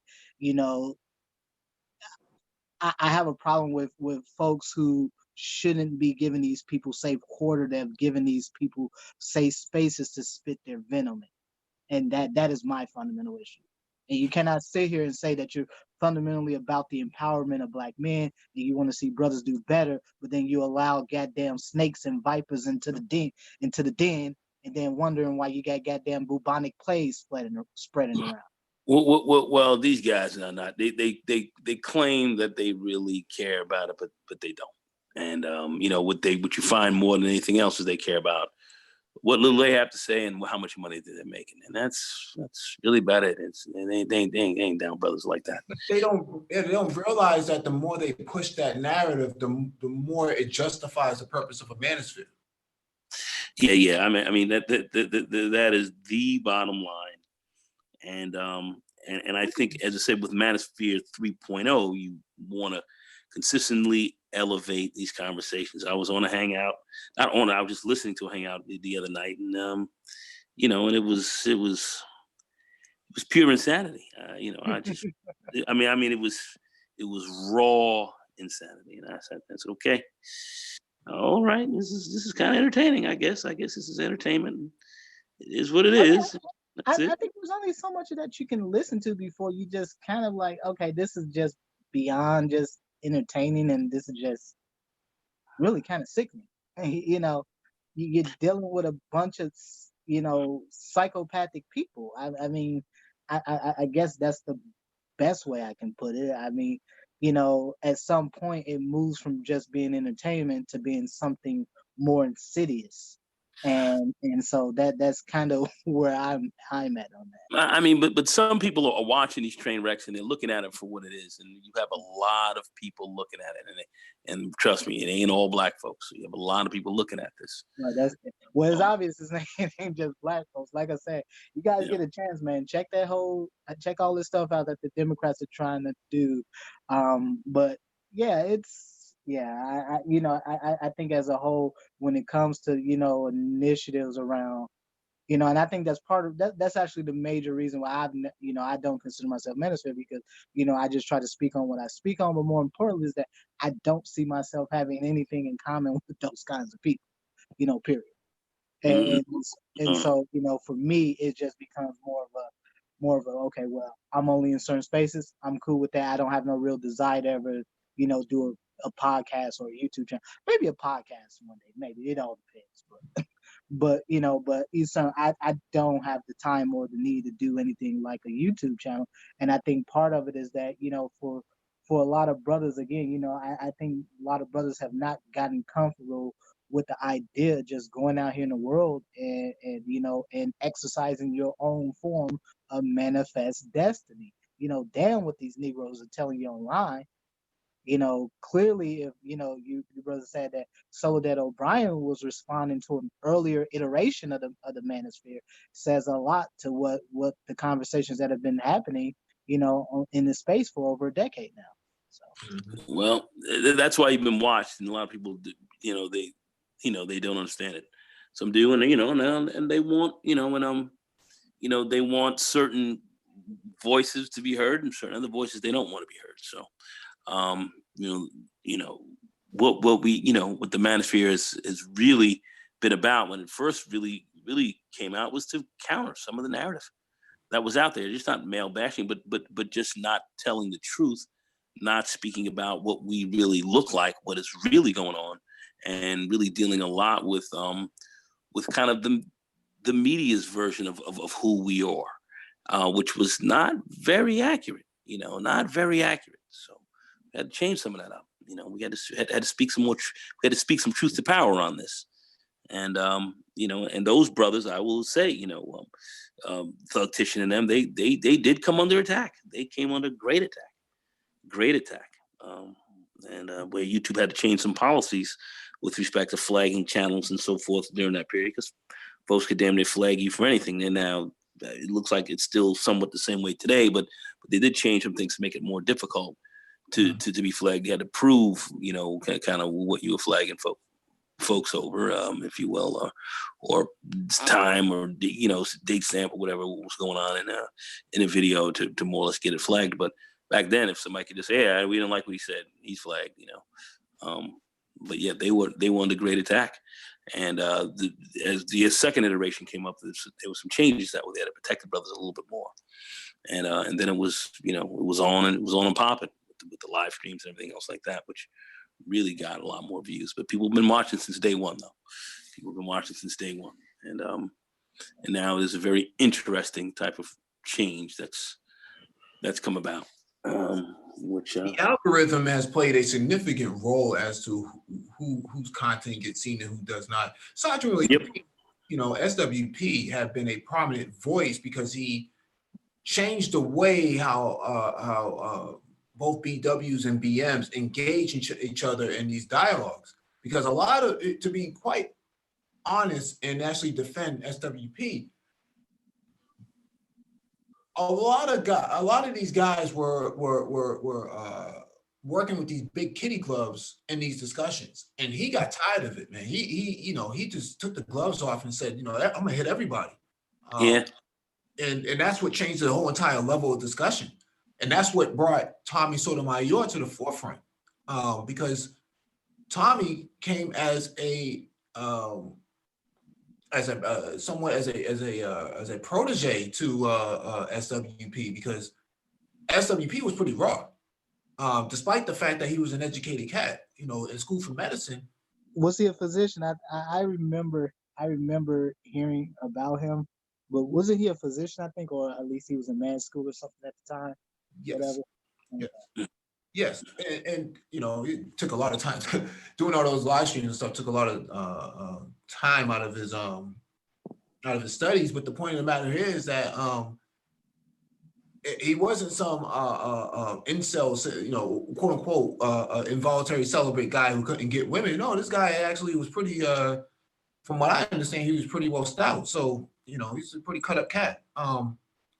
So why a lot of people ask, why does the manosphere have such vitriol and whatnot? That's just the energy that's coming out. It's righteous indignation, man. Guys are really tired of a lot of this these false narratives being pushed, and has created a political space for themselves called the manosphere. A lot of these people don't like that. Well, and what really kind of set it off very early on, and I think this is kind of an unsung hero of the manosphere, but nobody ever mentions his name. No one ever mentions him, and few know about him. Few know about his documentary that he put out back in 2006, where a lot of people listen to What Black Men Think, and that was Jenks Morton, who came out with devastating figures, devastating facts about who and what we are, black men. And at the end of his masterpiece, he said, "Why did I do this documentary? Because we had to do this documentary, because he understood the tremendous narrative that was being run against us that was false. That was a false narrative as to who and what we really look like, what was really going on, what is our real situation, where are we truly in education, where are we truly in marriage, in sex, and disease, and so forth, all of these factors. Where are we really? What do we really look like? Let's talk about the down low brother that's out here, the amorphous being running around infecting everyone and destroying everybody. Let's talk about that for a second. Who is this person? And he outlined all that. And then when the facts started coming to light, as he had broken these figures down didactically, you started to look at a different game, and it was a ferocious counter. And that's when the manosphere picked up, well, since 1973, we've had over 20 million abortions, so the black woman has been the biggest killer in all this. And this came out, what came out of his documentary. He literally sat down and said, what's the disease? And he's walking around doing in-field interviews. What's the biggest killer of black people? What's the biggest killer? And he didn't indict black women there, but a lot of the manosphere came and jumped into that and took that to the next level, to where, because I guess he didn't want to hit that there, but he asked, what's the biggest killer? And then people said, heart disease and cancer, AIDS, and everybody came with all these things that were supposed to be killing. They said, no, the biggest killer of us is abortion. And he did the numbers and broke it down. Devastating. These were devastating facts. He was on a college campus while he was doing this, sitting around the college campus interviewing college people. He was at Howard. I think he was at Howard. Yeah. He was on a college campus, and then the down low brother. And you saw these sisters. Well, the down low brother, he walking around, he sexually, he a predator type, and you saw these sisters. They started getting low when they started saying they got low, and started shoulders started moving when they started talking about him, like this crawling, panther type predator cat rolling around doing all this destruction. Then when the real figures came out on what this down low brother really was, as opposed to what these other folks were, it was devastating facts. Say, well, this guy, he's actually, when we study him, he is actually practicing the safest sex amongst all of us.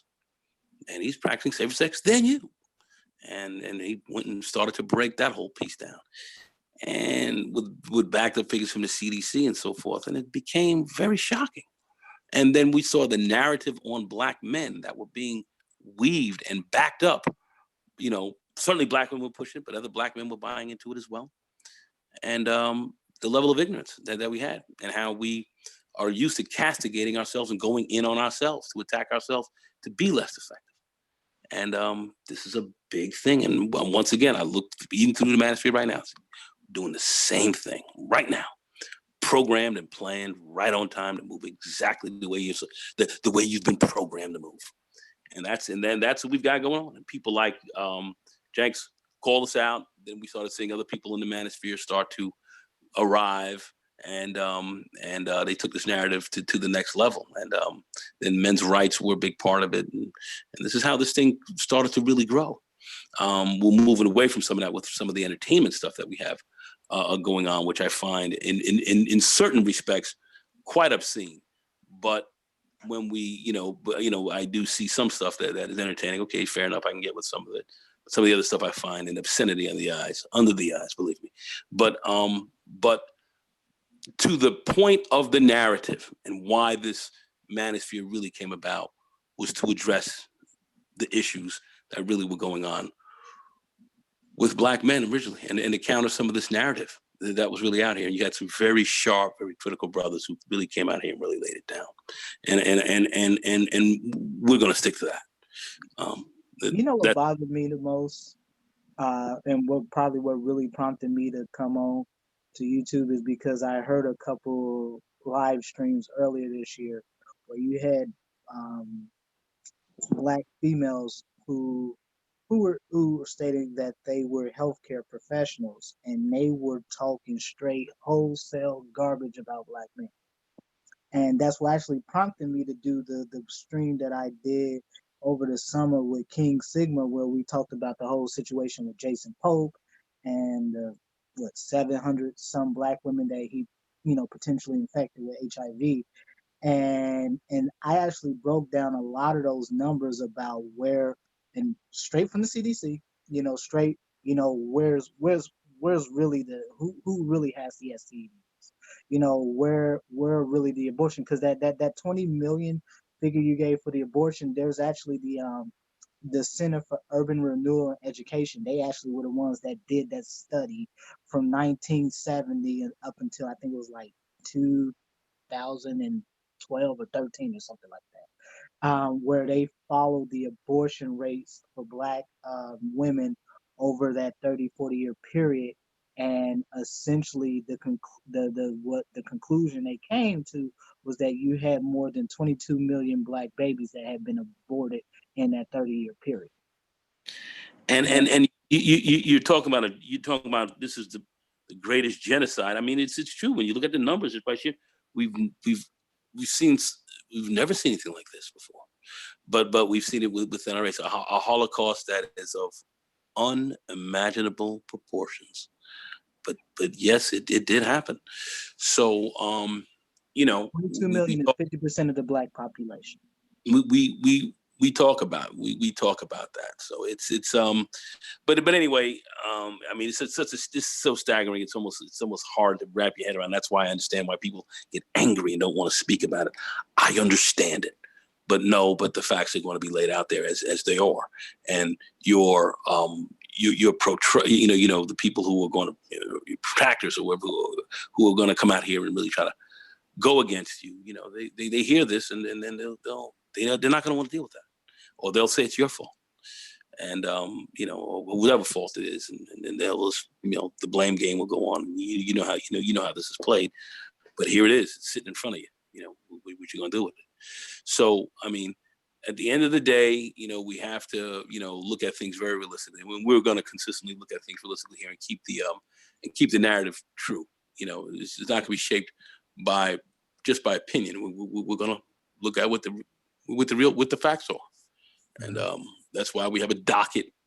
We will speak from a docket. We will speak from facts, and we're not going to be playing any games. As well as we're going to mentor and get young brothers to be on point, get them into this tech game, get them jobs, get them working, get their heads right, get their minds right. This is where it's at. Because ain't nobody else out here looking out for us, really. You just aren't. That's where we are in this. Whether you like it or not, that's where we are. Yeah, and those are great points, because I think that was part of it too, is because for me, and something that I stress with King Sigma is that oftentimes I'm in spaces, man, where I'm not just the only Black man, but I'm just the only Black person there, period. And and I, you kind of do get tired of it, because despite all my issues with pro-Black folks, one of the things I am somewhat very keenly aware of is that if it's just only one of me sitting in one of these meetings or wherever I'm at, I'm a sitting duck. I need to have more. There need to be more folks like myself, specifically brothers in that room with me, who are doing the things that I do, who can represent for other Black men. Because like as I stated before, when you look at these metrics, Black men at the bottom, but more importantly, you get more participation. There's more effort made to get Black women into research than there ever is for Black men. Going in line with the article that Mike was reading earlier about the genomics research that was going on. There's far more of an effort made to get Black women involved, as not just as participants, but also as researchers themselves, as opposed to Black men. So the handful of us that you do see have generally gotten into there under some fairly extraordinary circumstances, to be honest. And so, my goal was to try to, because I when I first started coming to YouTube, I was hearing, a lot of Black women that were in healthcare talk real crazy about brothers. And, it's just like, no, these are lies. This is not what I'm seeing. you know, and so it became a mission for me to really speak to what truly is happening with black men out here. And it's not that black men are dying because black men are just ignorant and all these other things. No, brothers are getting wholesale, are not getting the standard of care. Black people as a whole don't get the standard of care, but it is certainly true of brothers. Brothers do not get the standard of care. And so that's where I try to bring my knowledge to bear on addressing the problems that black men are dealing with. So that's a good way to end this live stream, man. Thank you all for joining us. Please hit the like button if you've not already done so. Share the video if possible. Also hit that notification bell so you get all the updates from the Black Brain Trust, including those posted on the community tab. Docket and description beneath the video for you to reference. We will be back tomorrow night. But in the meanwhile, enjoy your holiday. Shalom. uh-oh. All right.